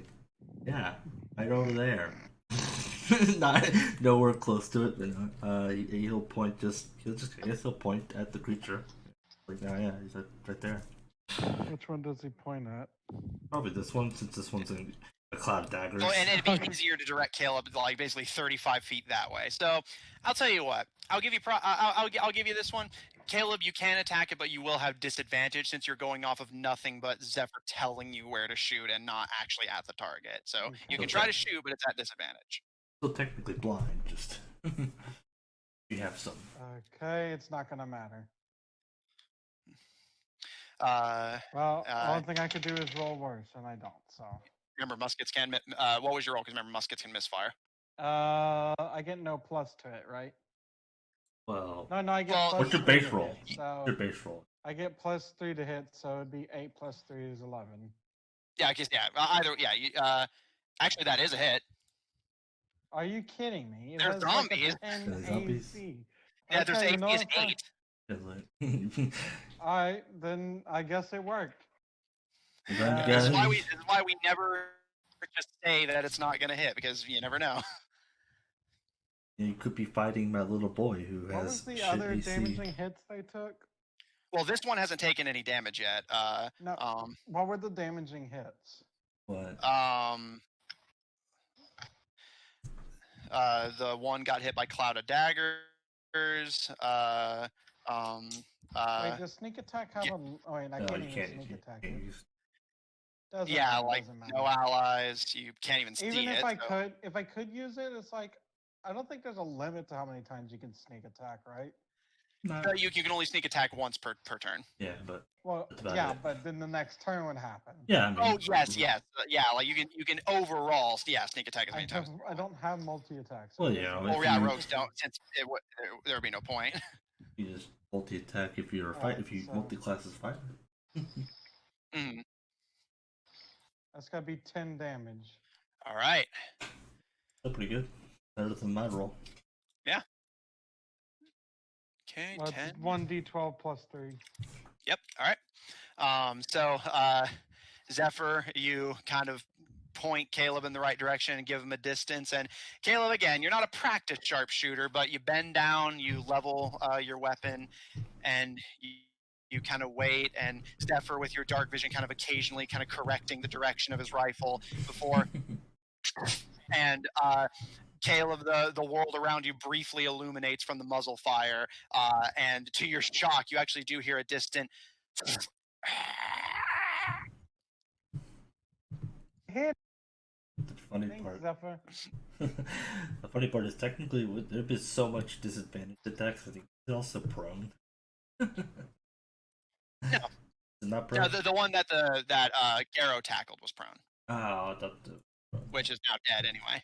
What happens if Yeah. you get multiple disadvantages? This doesn't do anything. It doesn't stack, similar to advantage. It doesn't stack. Yeah. Although some DMs do like to like for me, for instance, I like to rule it that if disadvantage stacks, then like the difficulty in other ways will become harder. For instance, like if it had been prone, disadvantage wouldn't stack, but I would make its AC higher to compensate. To really illustrate how difficult the shot is. Basically, the but you did hit. Basically, the XCOM route. Yeah, which I have like 300 plus hours in that game. So, all right, that's the end of your turn. There's nothing else I can do, so yeah. All right, the zombies are up. He probably has no idea if he killed that zombie. We'll find He's out. just Probably. impressed that he hit it. About to find out, maybe.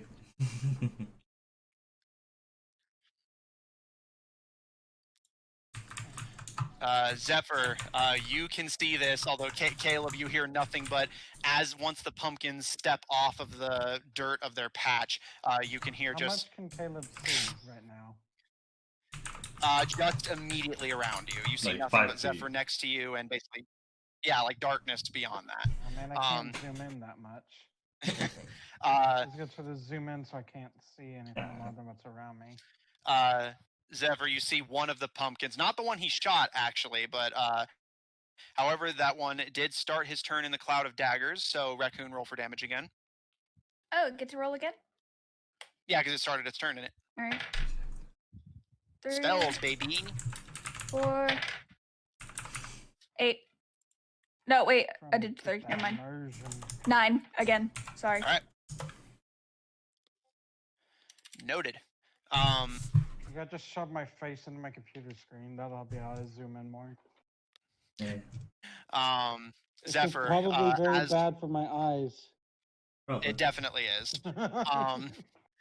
Zephyr, you watch as the not the pumpkin that had been shot starts to step out, getting sliced along the way by the daggers, but still managing to hold on as it steps free from the pumpkin patch. And Caleb, all you can hear now as it walks through the snow is just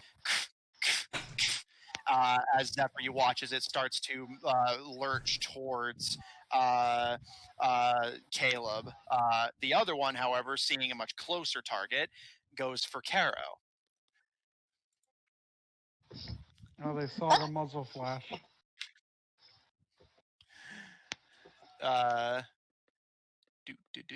Well, zombies actually have dark vision, so.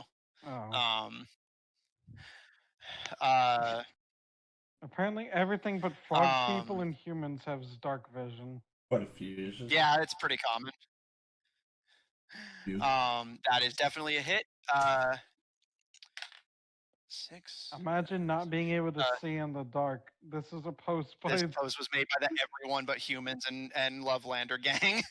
Yeah. Caro, as you're loading your crossbow, just sitting in the dark, you hear the footsteps coming closer to you.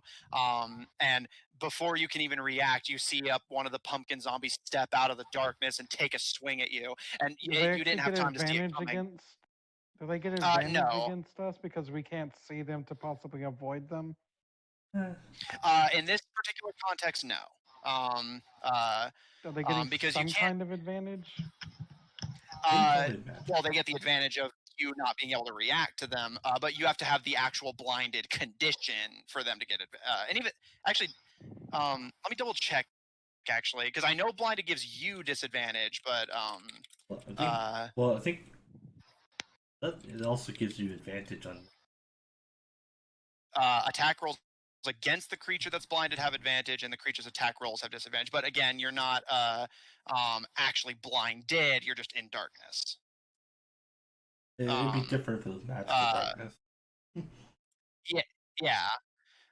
But yeah, so Caro, you take 7 bludgeoning damage as the mess of vines and thorns slams into the side of your head, and you're actually forced to like take a step back as it clocked you, and you're like seeing stars.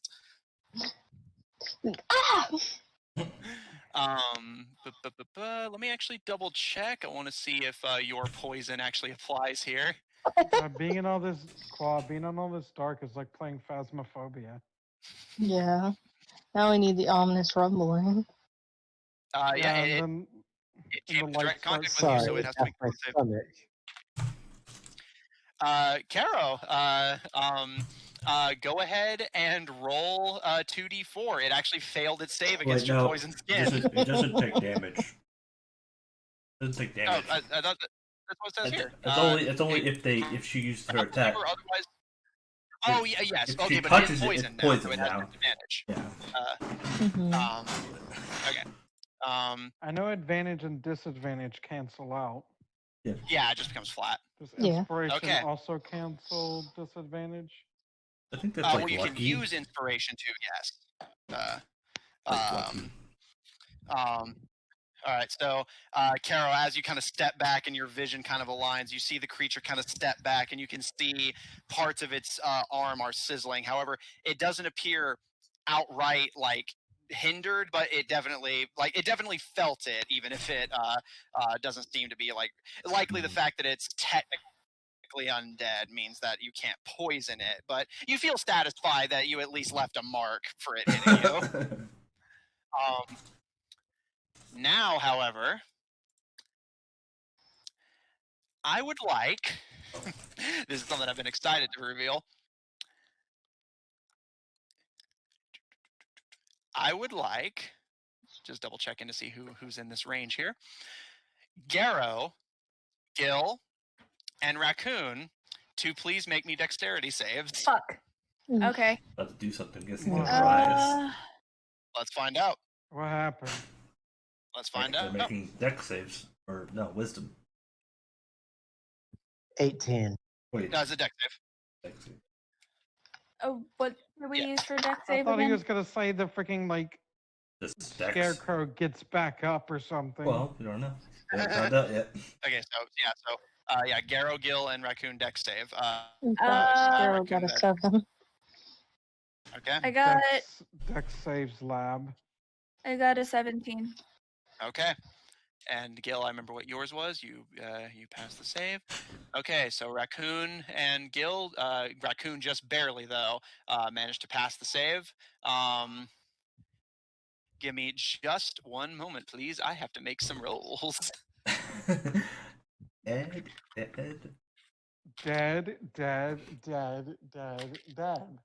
All right.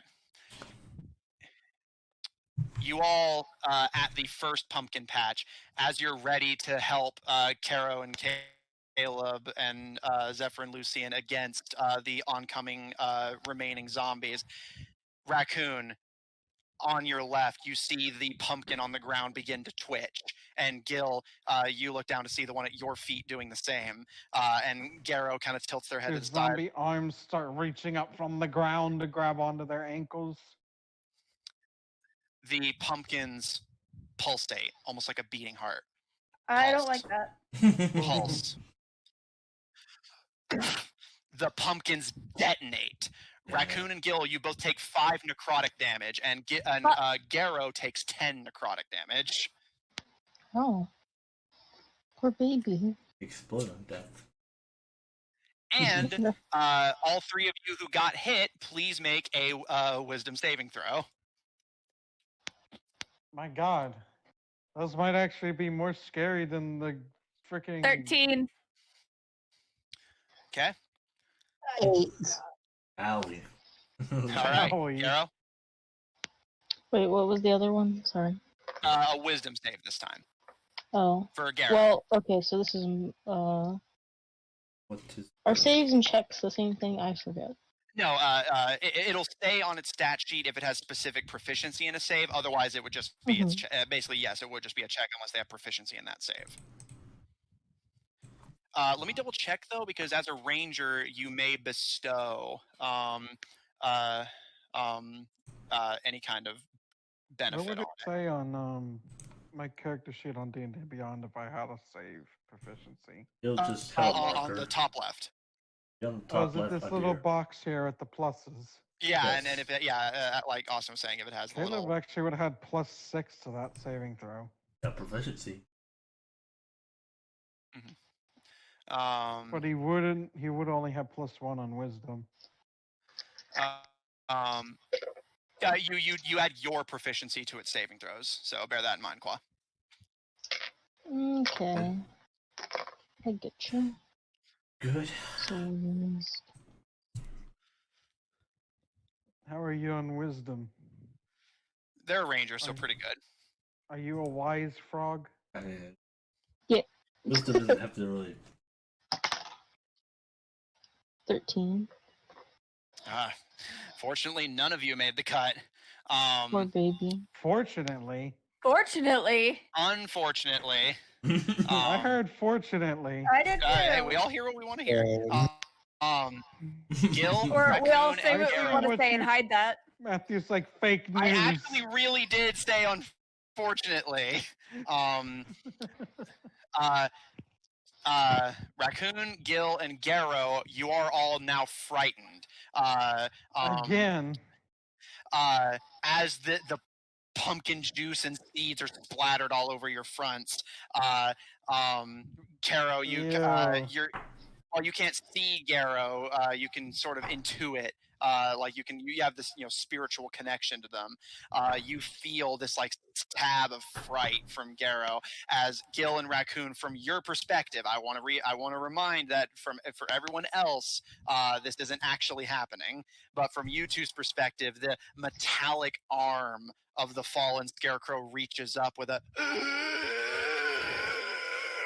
and claws into the ground as if trying to dig fresh patches for new pumpkin zombies. As from your perspective, the scarecrow starts to force itself up, the plant matter slowly reconstructing as it claws its way towards you.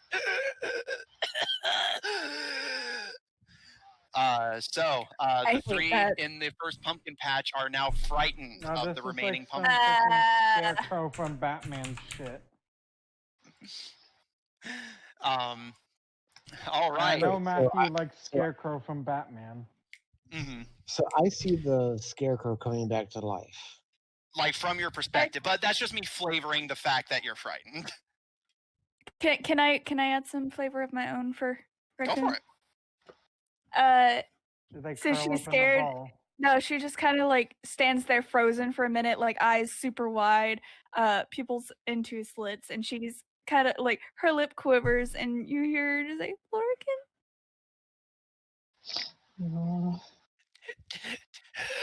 Daddy's she cries here.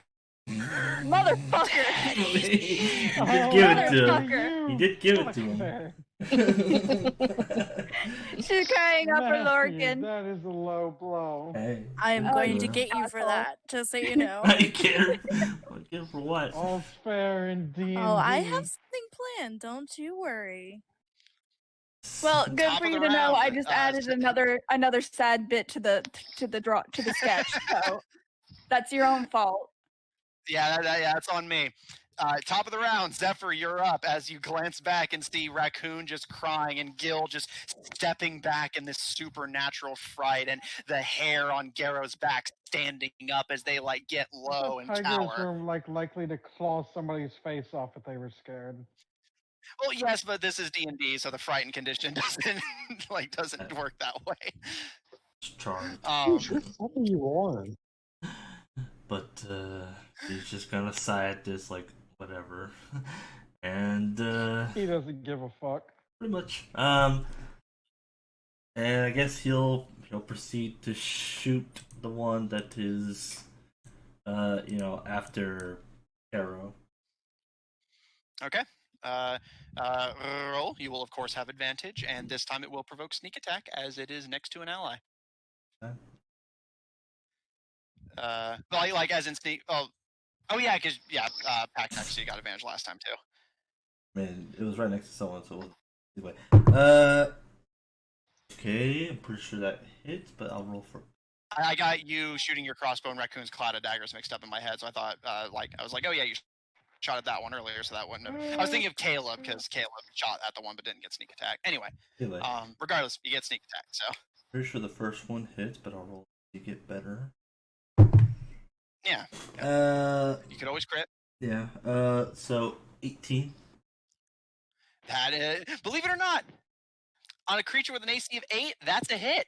Roll for damage, bud. I was like, I'm pretty sure that hit. I rolled 11. I was like, oh, I got a plus there's 7. anything if you like overhit, like you just hit so well that like. Crit. No, I mean like if you like. Yeah, beyond like, that, nah. Sadly, an no. overkill in D&D. Well, there's like, especially mainly for health, yeah. Usually it's like for players. If you do all their health and then all like how much max of HP they have, they're just flat dead. Anyway, I rolled another. If something does triple your health, you probably just turn to pace. I guess, well, bad roll there, but let's see. 5, 8, crappy 9, and that will be 15. Good lord.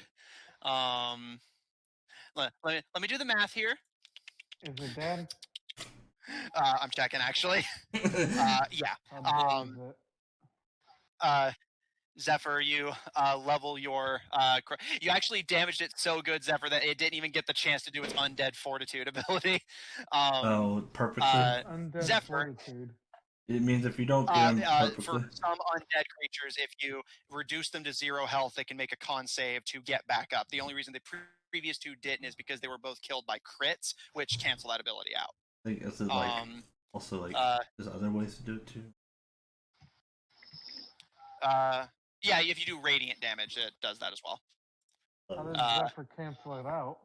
He just did so much damage that it didn't matter. Because they still have to make a save to pull it off. Died?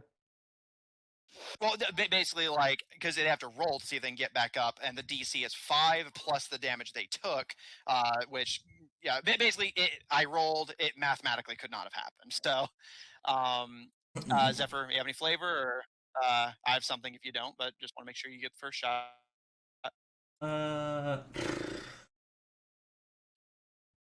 No, he has nothing really particular in mind. Okay. Zephyr, since you have dark vision, you saw the other pumpkins in the patch explode, and you know that this one's going after Caleb, who can't see it coming. So you level your crossbow. This one. Or yeah, you're going to, well, so regardless, it's going after an ally. Yeah. But thank you for correcting me, yes.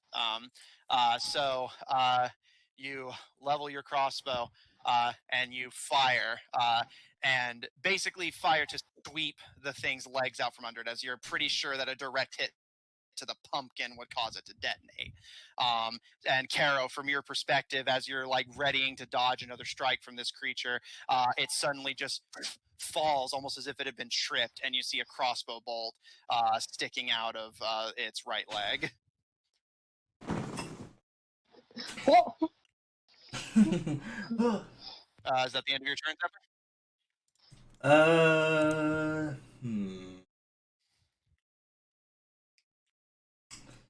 Thing is, it's those people's turn next. Yeah. Okay. Caro, you're up. And also, while you're deciding what to do on your turn, I would like to point out how horrifying this situation is for Caro in particular. They're in a melee with a horrible pumpkin monster. The lights keep going on and off from their perspective, what little light they're getting, and they just heard 2 explosions followed by raccoons screaming and crying. Yeah. Why is this happening? No, she's not. She didn't scream. She's just like frozen stiff and whimpering. Still upsetting. Yeah, they have no idea what's going on right now. Like, this battle could be lost right now. Yeah, for all they know. I mean, they just had someone. But the zombie in front of you. Yeah, the zombie in front of you is slain. So what would you like to do? Oh yeah. So it's just dead. It's not moving. Make this won't be your turn. Make a perception check. Okay. What is my perception? Where is it? There it is. Are you a perceptive frog? They're 18. ranger, I'd hope so. Yeah. Caro, yeah, kind of pondering, you look and you see, sure enough. Can I, like, The pumpkin. shoot at it again while it's doing that? You have. Are you sure you want to do that? You know, Well, Kara Matthew, you doesn't know kinda- what happened, like why they exploded. Make an attack Matthew, roll. you do sometimes give the game up whenever you're like, are you sure you want to do No, that? that's just a DM thing. To be fair, that is just a DM like thing. it's literally a meme in the D&D community that if your DM says, "Are you sure you want to do that?" you probably shouldn't do it. Are you sure about that? Besides, like Qua pointed out, like Caro doesn't know, so like they're just doing what's in character, and I can respect that. Okay, so yeah, attack roll. Caleb probably has the same thing, except he knows that at least Zephyr is next to him. He's like has no idea what's going on. He heard explosions. He's heard Caro getting hit by things. that's a nat All I know 20 is he hit of all the something. times. Okay, you know what? I'll give you this. I'll give you this one, Caro. Do you have flavor for this? Because I have something cool. If you don't, I don't. I wasn't expecting to get a nat 20. Yeah, no, I'll give you this one. Matthew, the sound of your voice is like, okay, you know what, yeah, it's here, nat 20 here. I mean, yeah, it's a nat fucking 20. I gotta give it to them. Caro, you've always been fairly comfortable with the fact that you don't necessarily consider yourself the brightest crown in the tool drawer, but you see something pulsing, something that's definitely magical and unnatural. You heard the explosions earlier, so acting quickly as the pulsing of the pumpkin quickens, you grab it by the like the little stem off the ground, toss it into the air, and while it goes into the darkness where you can't see, you lift up your crossbow, and as soon as it's back into your visual range, pull the trigger, piercing, and it goes flying like you had pierced an apple. And in the distance, as the crossbow bolt takes it away, you hear but it detonates far away from you, safely, not damaging you. So now Caleb heard another explosion.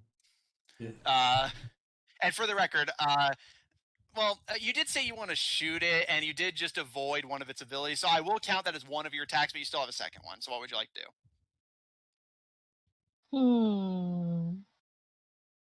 Can I see any of the other ones in my sight? Yeah. Oh, you don't have dark vision, so no. Can I see any of my friends? Nope. You are in. But you did see a muzzle flash to indicate that Caleb is not too far from you if you want to go towards him. Can I blindly sense Garrow nearby? You have a spiritual connection with Garrow. I'll say you could just kind of know where they are. Yeah, I'll stumble towards Garrow. Go for it.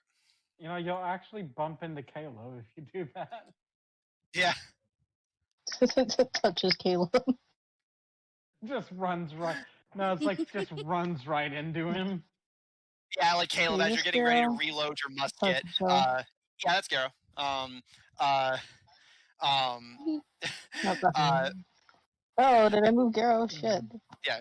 Now you're one. They're on top of each other. Here, I got it. There you go. Caleb, as you're getting ready to presumably reload your rifle, you're kind of startled as Caro walks past you, and Caro, you're equally startled, but Caro, you continue past and kind of cling to Caleb jumps and like swings the musket in the process. Yeah, and it's just me. No, honestly, Kay just like instinctively points it even though it's unloaded. Yeah. But after calming down, Caro, you walk past and cling to the one fucking thing. You know exactly where it is in the darkness.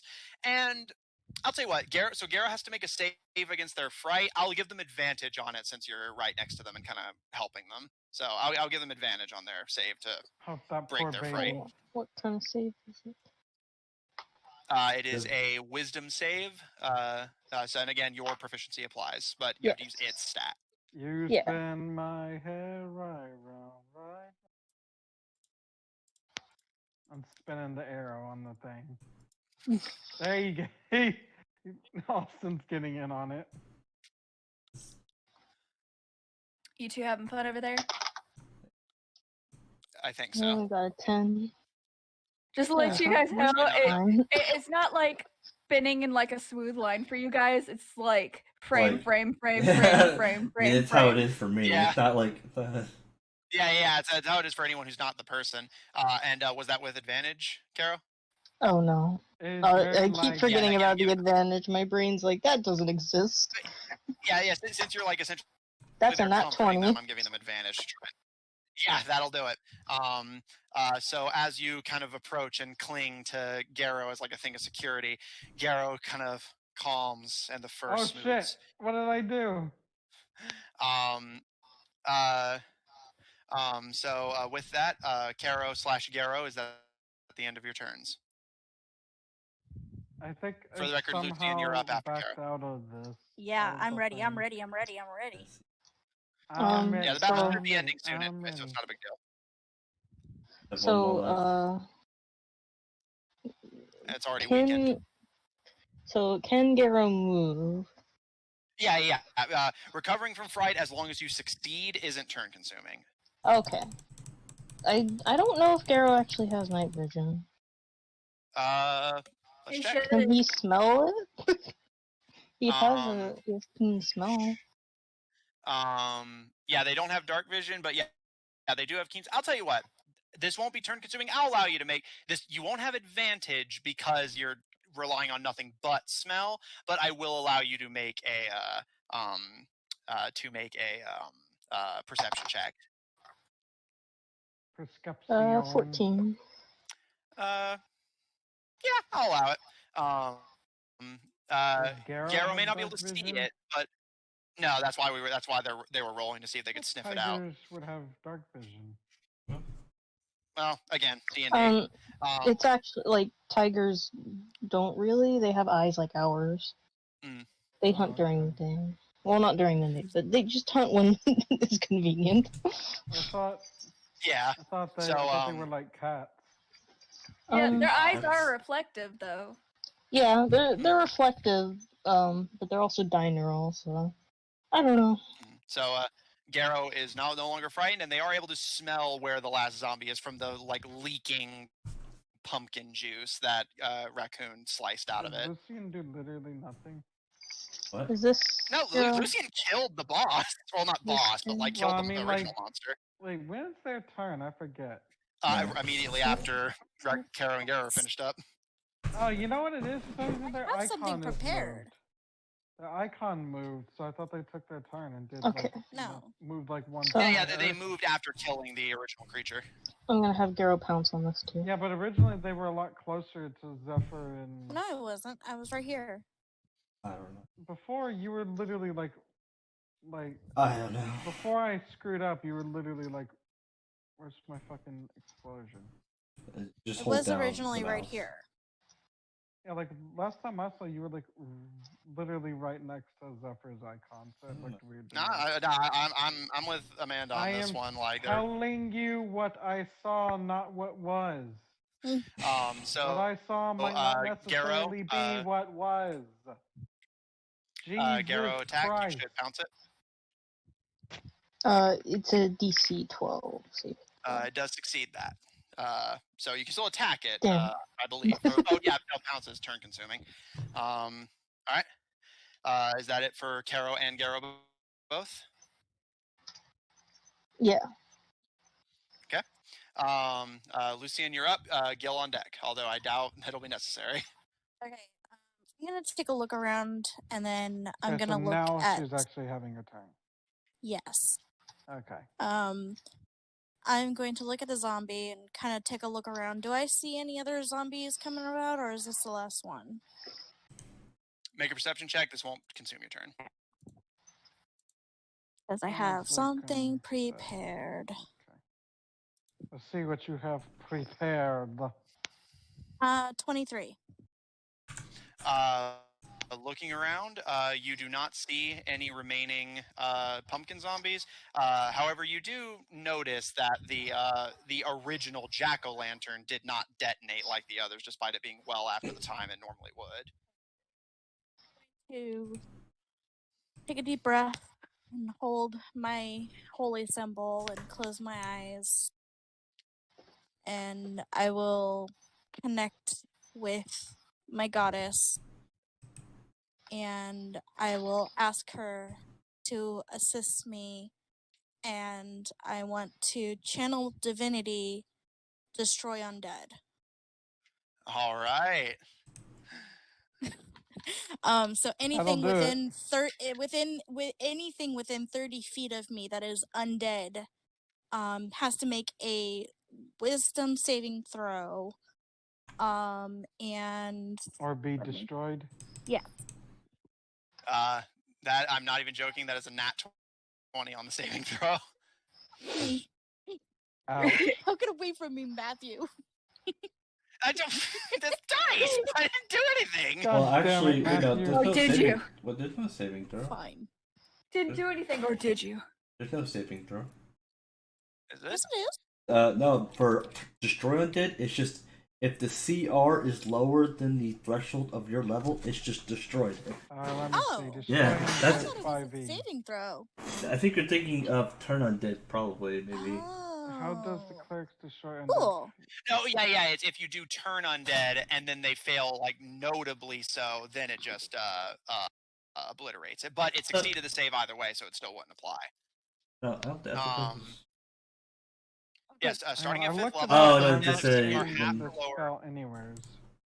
All It that's does coming say- up is cleric. What? When it fails I its look saving up- throw Yeah. against your turn undead feature, the creature is instantly I didn't destroyed. see that. But it has to fail the saving Starting throw. at 5th level, when an undead of CR 1/2 or lower Fine. fails its saving throw against I will get your angry turn and do undead something else. creature. Destroy undead. Starting I don't 5th have level, any. when an Like, not much you could do. All right. So anything else on your turn, Lucian? Is channel divinity technically an action or a bonus action? Let me I'm check. assuming it's an action. It does say action. Yeah, usually things like that are an action, but I'll check. Well, it says child defending no action, but it says Yeah, like, as an action, you that present your holy. doesn't make it. The way they worded this is just stupid.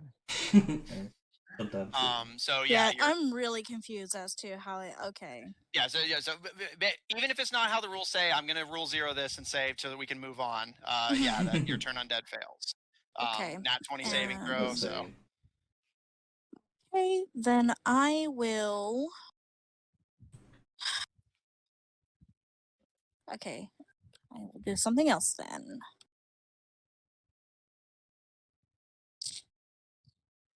Do I know? Because I should know who's next. Do I know who's next? yeah, Gil goes after you. Okay, It's frightened that's over not gonna. That's not gonna help me much. A frightened boy. I'm gonna go over here by Raccoon.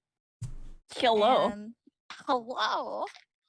Are you okay? Is she okay now, or is she still like whimpering and? Yeah, Raccoon hasn't gotten a Yeah. chance to make a save yet, so they are Okay, frightened so as I'm you. going to She's still stealing? I'm just going to get down on one knee down to her level, and I'm going to wrap my arms around her and give her a hug, and I'm going to whisper in her ear, everything is going to be okay, and I'm going to cast no, it's an action, never mind. But anyway, I'll just try to comfort her in the best way that I can. I'll tell you what, it's not your turn yet, but since your turn's like immediately after Gil's, I'll let you make the save now. Raccoon, make a wisdom save with advantage. Let me do that. Wisdom with advantage? Yes. Does breaking fear take an action? No, it's basically just seeing if you can resist it, and if not, then you have to just take. 14. Go on. 14. That is a failure, unfortunately. Failure. Oh, wait, nope. Just barely a success, actually. Hell it yeah. has two different saves, one for itself and one for the zombie, so I had to double check. So there's Lucian, there's a brief moment where you're not sure, you're not even sure if Raccoon can really hear you, let alone shake themselves out of this state. But Raccoon, after a moment, the hallucinations clear a bit, and you kind of shake your head and spit out a couple bits of pumpkin juice and seeds, and look up to see Lucian like crouch down and hugging you. And when your turn comes, you will no longer be frightened. Which actually works out because if it wasn't for the advantage, you would be, because you just met the saving throw. So if it wasn't for Lucian giving you advantage, you would have failed. Thank God. So Lucian actually did break you out there. However, Raccoon's turn is at the end of your turn, Lucian. Sorry, what did you say? Is at the end of your turn, Lucian? Yes. Gil, you're up. Raccoon on deck. And you are still frightened, so make me a wisdom save, please. 23. To me, and I was like, wait. Shaking your head and also kind of having to spit a few bits of juice and seed out. You are not frightened. Standing in the gourd bits of this pumpkin patch, what would you like to do? I'm going to look around. Do I see the last pumpkin? Yeah. If you want to flank it, is just within your movement speed. Oh no, I'm not even going to bother doing that. I'm just going to run at this thing, and I'm just going to split it right down the middle. Well, basically, like mechanically, do you want to flank it or not? Yes. Okay, then make your attacks with advantage.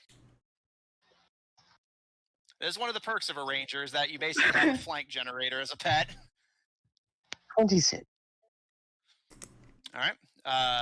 And go ahead and roll me like your second attack with advantage as well.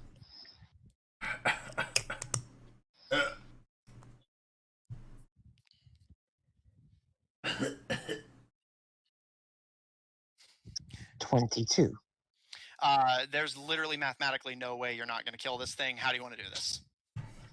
So as soon as I get into position, I'm going to take my sword, and I'm just going to do like a quick shoulder to shoulder cut, slicing it into 4 different pieces at that point. Okay. Gil, like from you right charge. shoulder down to the left hip, and vice versa. All right. Gil, as you approach, you slice, turn, slice in this fluid, swift slicing motion, and with the pumpkin zombie falls apart. However, oh, for fuck's sake! Garrow and Gil, both please make me a dexterity save. Okay, I still can,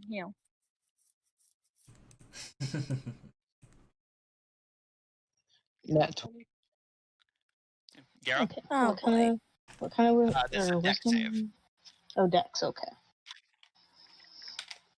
Let me see what is dex. Should be good.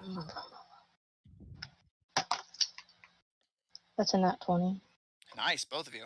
All right, both Garrow and Gil, you both take 3 necrotic damage as the final pumpkin zombie detonates and coats the tiger and elf both in bits of gore. And now, both of you do kind of feel that instinctual fright start to set in, but with no remaining enemies and having more than enough time to sit and collect yourselves, you're able to kind of tether yourself. The last pumpkin exploded, and basically if you take damage from it, then you have to additionally make a save to not be frightened. However, since the fight's over, I just kind of gave to them. You both force yourselves to basically stay on this plane of existence and sigh as the garden is finally silent, with nothing but the tattered and detonated remains of pumpkin and plant and the still grinning jack-o'-lantern among the dead plant matter of the once standing crowd scarecrow. As you all gather, Gil relighting your flame tongue to provide some light for everyone, Caleb reloading your weapon, and Zephyr just happy to be out of the situation, ready to move on. As you all sit in this icy cold garden, That's where we're going to end tonight's session. I want to go get the skies. There it is. I want to look at the skies. Oh, what? Like look at sky, and I'm guessing see if it's still snowy. No, the The scythe. sky. Oh, the scythe. Well, no, basically everything except for I'll actually give you this one before we end the session for real.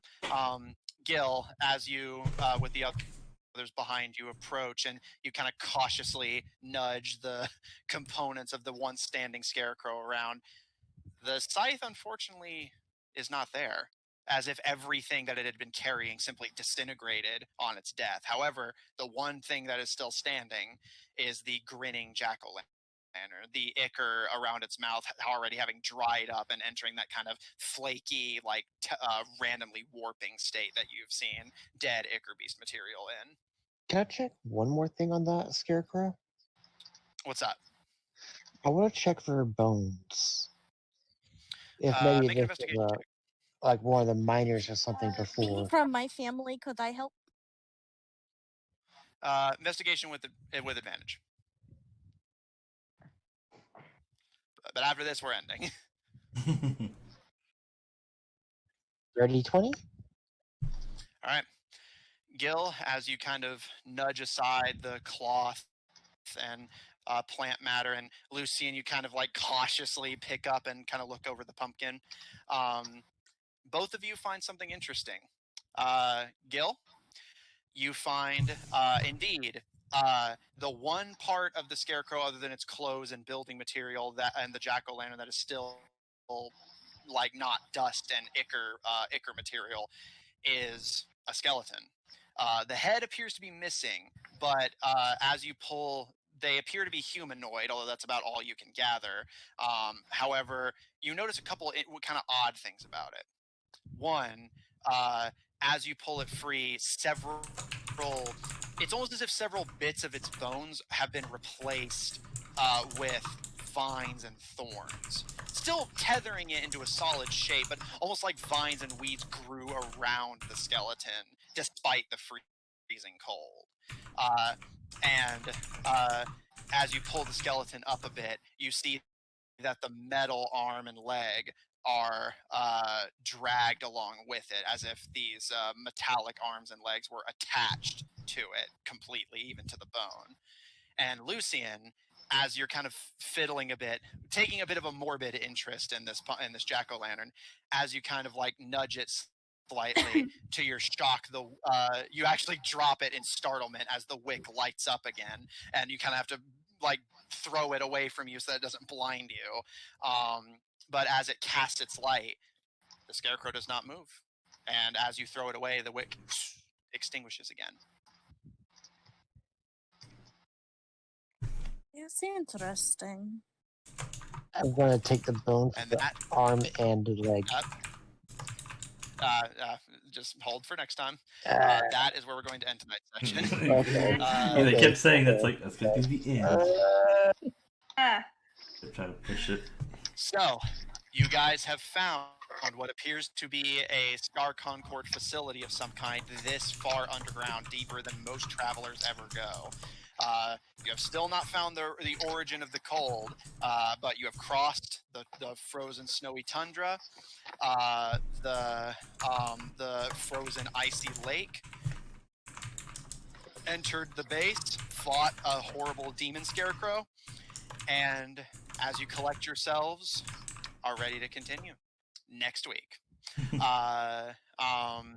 Austin, don't end the stream yet. Like I said, I promised I would do an intro or an outro. Yeah, an intro. Let us restart. Time for the next episode. Technically, it's Wednesday. Maybe one time we should do.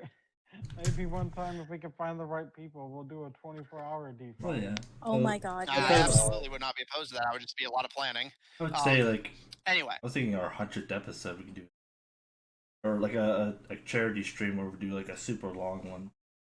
Hell yeah. Oh, that'd be super cool. Hell yeah. But yeah. So,